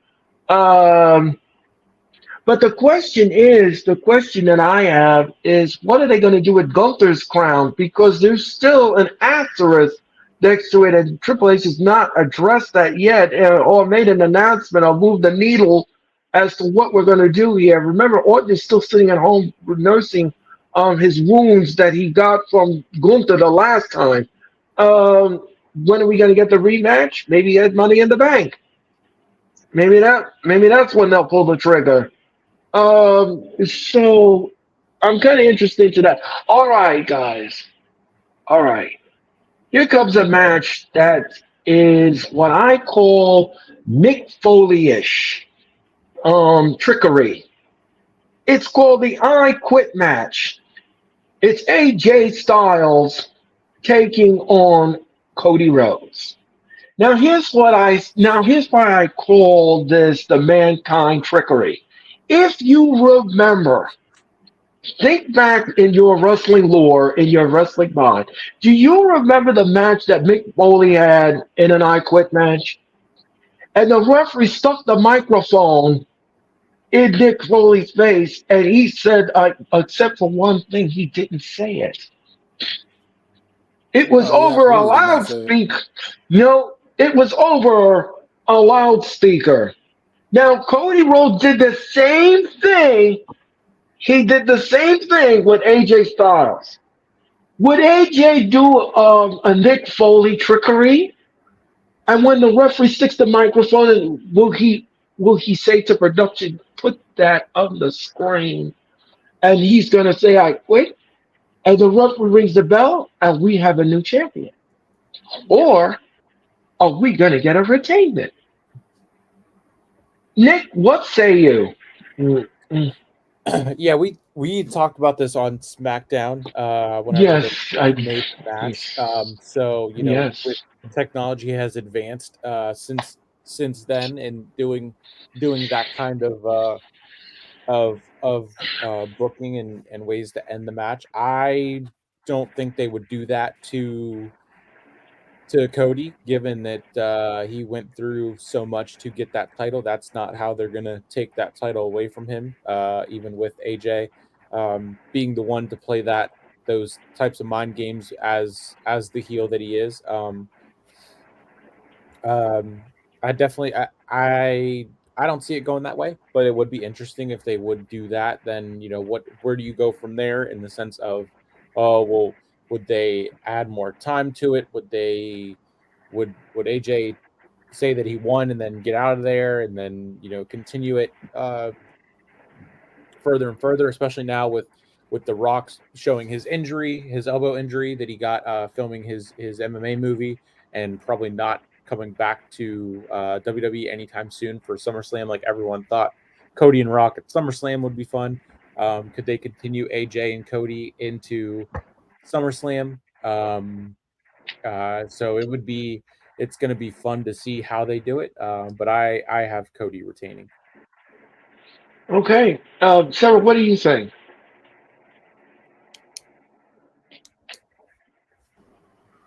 Sorry, my computer wasn't working for a second. I don't think AJ has a stone cold chance in hell of getting this title right now. There's no way. They're not taking that title off of Cody Rhodes at all. I could see maybe some, tricks happening or something like what The Miz did when he used a voice recorder with John Cena, the little black voice recorder, and used it. I could see something like that perhaps happening, but I do not think that AJ Styles is walking away with the title. Okay. I think Cody is retaining. Okay. And I'm going to be on the same wavelength as you. But it would be interesting. It would be interesting if he did do it like that, and then let's say for example he did do it like that, and then Cody comes out on SmackDown and said that he was robbed, and then he comes and he talks to Nick Aldis, and then he books the rematch at Money in the Bank, and then but then again here is a conundrum. Do you make him a transitional champion and flip it back to Cody because he cheated in the match, or do you let him do you let him retain? That's a conundrum right there. That's a sticky wicket right there. But I don't see that. I don't see none of that happening. I think we're going to get a retainment here. I was just playing with the booking. I was just playing with it, and I was like, I was telling Nick, when we were doing this, can you imagine he did that? Can you imagine if he did that? Really? You go into that old bag of tricks? I'm like, okay, all right. Here's something that we need to discuss right now. This is going to be the main event of this show. This Damian Priest. This Damian Priest of Mr. McIntyre. Now, I'm kind of conflicted here with this because I have said over 3 weeks now, I have said this over 3 weeks. McIntyre has a punk problem. And a punk problem he has. Now I know that some people out there are gonna say, "Well, I think McIntyre deserves to be a certain someone out there." I'm not saying who, but I'm sure you're gonna sit there and say, "Oh well, he deserves to be a champion, and he deserves it, and he needs a receipt after what happened at WrestleMania." I'm going to disagree with the assessment. Um, I think I know what's going to happen here. Somebody's going to dress in black and they're going to help Damian Priest retain. And I think you all know who I am referring to. McIntyre is going to try to win the match and he accidentally claymores the referee. The referee goes down. Punk comes out of the audience, screws McIntyre again, and he gives him the South of Heaven, and we have a retainment. Mac, what say you? I do believe that Damian Priest is going to retain. I think CM Punk is going to have something to do with this. It's going to just continue to build for the big match with CM Punk and Drew at, I guess, SummerSlam perhaps. But I don't know. I can't imagine. I think what happens is Damian Priest wins here, and then he goes on and ends up. That'll be when he goes and drops that title at SummerSlam to Gunther. I think that's who's going to take the title off of Damian Priest, and that's when it's going to happen. I don't know. I think that you invested too much into the Drew McIntyre CM Punk storyline. That can't just go away right now like that. And I know you can still continue it even if Drew was to win, but right now Gunther has that guaranteed title shot. So it's like for SummerSlam pretty much. So I think you got to go in the direction of Damian Priest retaining here and CM Punk being the reason why.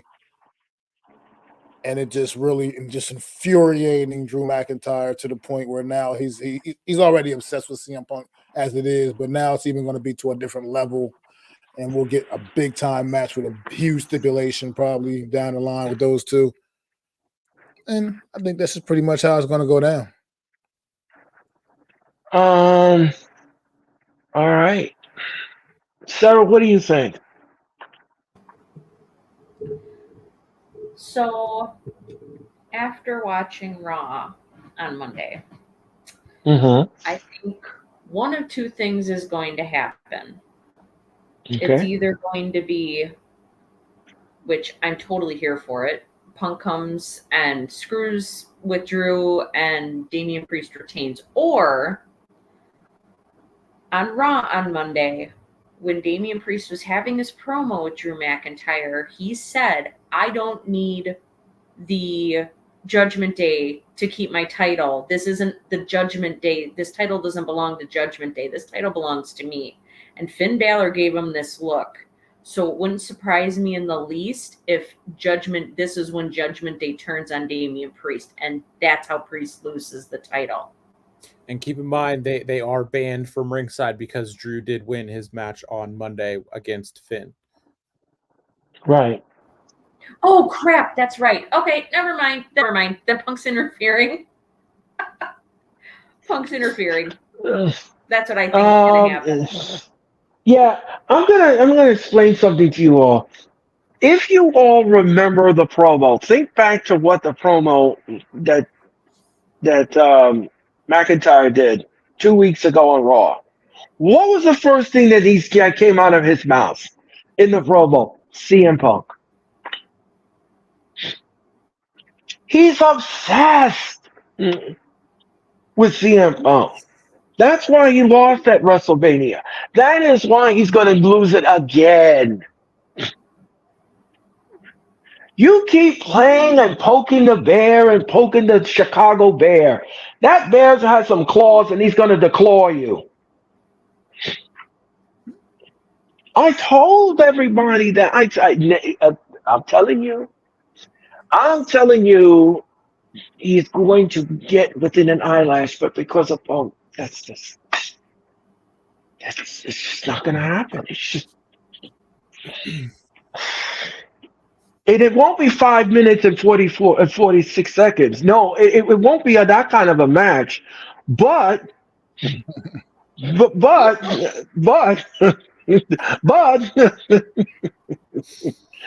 you get your money's worth. Trust and believe me. But it's not what you're gonna get at the end. No. You're gonna get dumped in the boat. And that will be the end of you for the night. You can go to Corpus Christi this Monday for Raw, and you can complain till the cows come home, but it's your fault. It is your fault. You wanted to mess with Punk, and this is what you got. Because he's medically cleared. So why would not he be at the Clash of the Castle? Why? Right. I think it's kind of interesting too is we haven't heard from Punk at all in the week. No, we haven't. But no. nothing. He was at Well, I A Battleground. did. little too He Was at was at quiet. Battleground, though. He was at Battleground, Yeah, but Sarah. He it's was been at he's been a little too quiet. He hasn't been on Raw at right, all. That's his show is Raw, right, and he hasn't right. been there. So it's a little suspicious to me that he hasn't been there for so long. And then that's when he's gonna pop up at Clash of the Castle and he's gonna cost Drew the title, which I'm totally fine with. Now, according to the PW Insider, Chad Gable and McIntyre are the only challengers favored to win their title matches in the Clash of the Castle. But based on what everyone is saying at Sportskeeda, Punk is favored to get involved in the McIntyre match and with Damian Priest. Yeah, that's So kind of a given. it's a testament to me to know that this is the road they're going to be traveling on. This is the road they're going to be traveling on, and I'm here for it. I'm here for it because the fallout from that show will bleed right into Raw in Corpus Christi, Texas, and we will have Monday Night Raw this Monday on the USA Network. Oh, I can't wait to do the Raw watch along because it's going to be great. We're gonna have start the qualifying matches for the ladder match. Look now let me ask you something before we go to some wrestling news. Let me ask my panelists something. We went through the card of the Clash of the Castle, and I asked this of Nick last night. And I want his answer first. Nick, let me go to you first. Which of these matches do you find the most intriguing, and which match do you find the least intriguing? Um, I Bailey and Piper is the least intriguing, interesting to me. Given that we said it was the baby feud and just kind of like, hey, we're gonna give you this match because it's in Scotland. And Okay. then the main event, the world heavyweight title match is definitely the most intriguing. Just barely over the Intercontinental title. But my pick for the main event is definitely Priest retaining and McIntyre getting screwed by Punk. And like you said, Gunther has his match at SummerSlam. And while the title being on McIntyre and then Punk and McIntyre for the title would make SummerSlam that much better, given that Mac, like you said, Gunther has that title shot, they could do the rematch for King of the Ring, put the King of the Ring title and stipulation back on the match, and then have Randy actually win, and then do Randy and Cody at SummerSlam, since obviously we're probably not getting the Rock and Cody. Because I think that was another one of what people wanted to see, Cody and Randy. So given that Randy is on SmackDown, if he wins, he would face Cody at SummerSlam. You could do it that way, and then Priest, you could have Priest lose because of the Judgment Day and do that going forward with him. Put the title on McIntyre, give him his moment in front of his home people, and blah blah blah. Finally, get him to shut up about that and stop complaining about that, and then also add another layer to this, the rivalry probably of the year in Punk and McIntyre at SummerSlam. Okay. Matt, the same question to you. Which match do you find intriguing and which match you find least intriguing?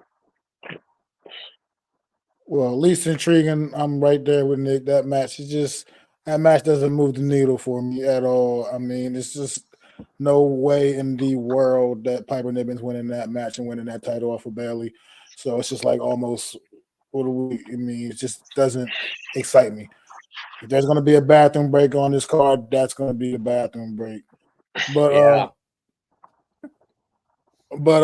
As far as the most intriguing, I'll go a different direction. I'll go with the Intercontinental title match with Zayn and Chad Gable. I just think that match has so many possible things that could happen for that match, in that match, that you just don't know, and it's almost kind of exciting to see how things are the Alpha Academy going to finally walk away from Chad Gable, or are they going to align themselves and just get on board with Chad Gable? Like you said, the Creed brothers, just all kinds of different things, different scenarios that could affect the outcome of that match. That it just kind of is very, very intriguing to me.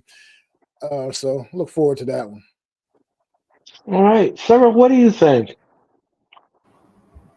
I'm on the same wavelength as Nick. I think the Bailey Piper Niven match I really don't care really about at all.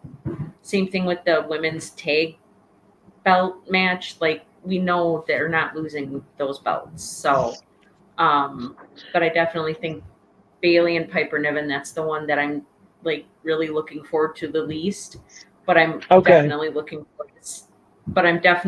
forward to see how Punk screws with McIntyre. It's going to be glorious. I can't wait. Oh, I'm so excited. I'm gonna have a bowl of cheese popcorn, and I'm just gonna sit there. And, I know. I'm going to mute myself and and if, just. if I had Nick's personal number, I would just be texting him right there with my tablet, and I'll be. Right. Yeah, I'm so looking forward to it. You know, and Right, exactly. There's so many things that are up in the air though with that. 'Cause there's different directions that match can go in. The Yeah, same right. Yeah, match, there's different directions that could go in as well. So yeah.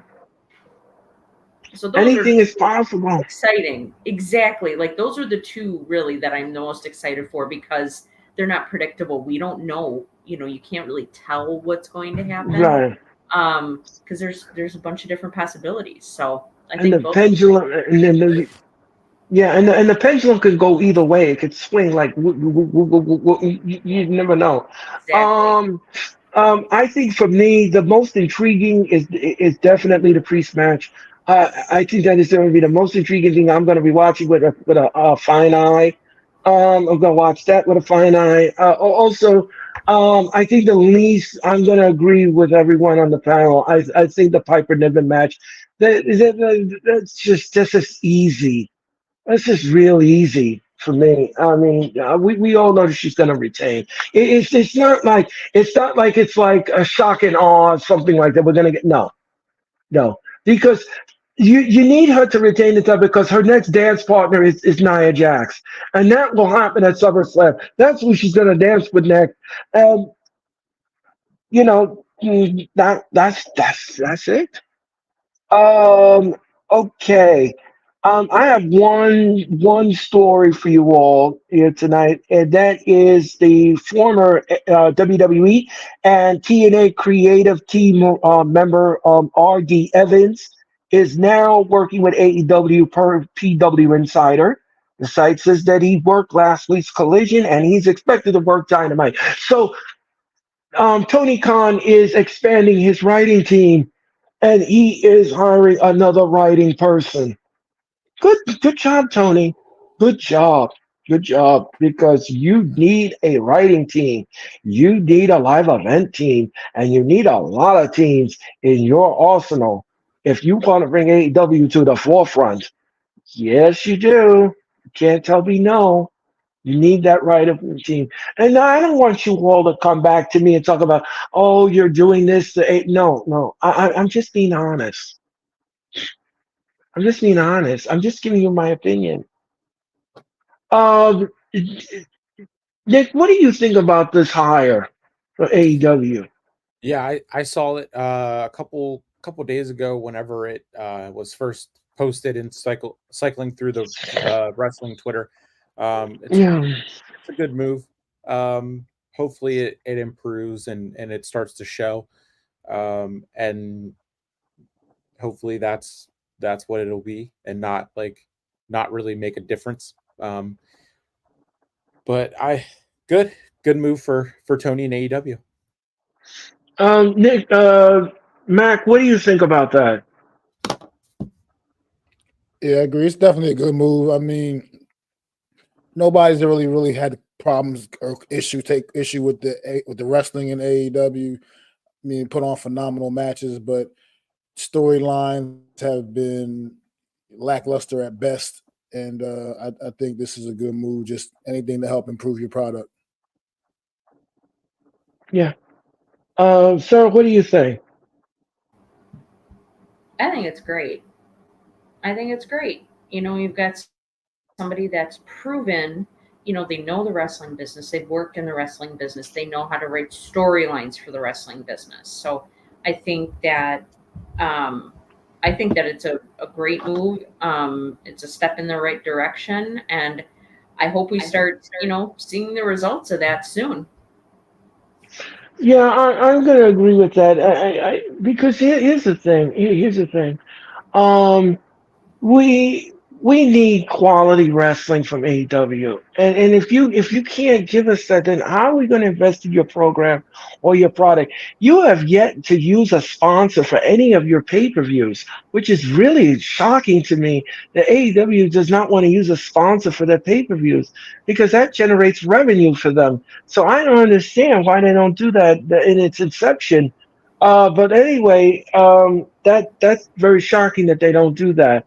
Um, Now be and careful when you say that, because if you're not careful, we're going to end up getting another Texas Chainsaw Massacre death match with Oh Jeff my Jarrett God, that defending was his title. so So bad. just be careful with Hmm. what you wish Oh for. my God, that I'm match was just putting that out there. dreadful. I already made. I on the wrestling experience. We did roast that match, and I did make a reference to what Oh it looked like. And you can go back in the yes. archives. You can go back in the archives and watch it. Yeah. Um. Oh So my God, everything about it was terrible. yeah. It was And bad. nobody wants to see Jeff Jarrett on TV anymore either. Let's be real. Right. I don't know which was worse, that match or that Usi Hot segment.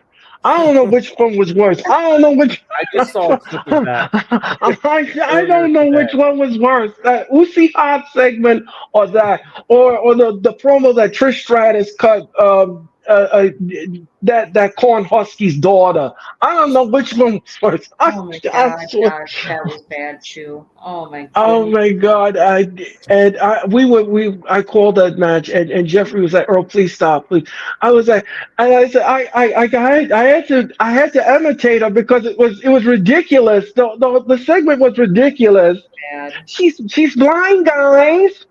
Come on, guys. It was just like an 8-year old. It was so bad. That segment was so bad.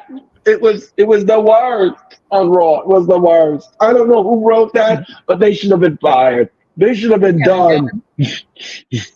Yeah, It was they probably should have Kevin been Dunn. done. Oh my God. Rest in Oh peace, my Kevin gosh.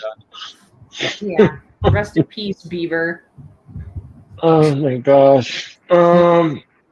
Anyway, anyway, but that was the wrestling experience. That was the wrestling experience. If you all have any questions in the chat for our panelists, please put it in the chat right now before we wrap the show up. And please give us your questions. We'll answer it to the best of our ability. We greatly appreciate it. But I want to thank Sarah.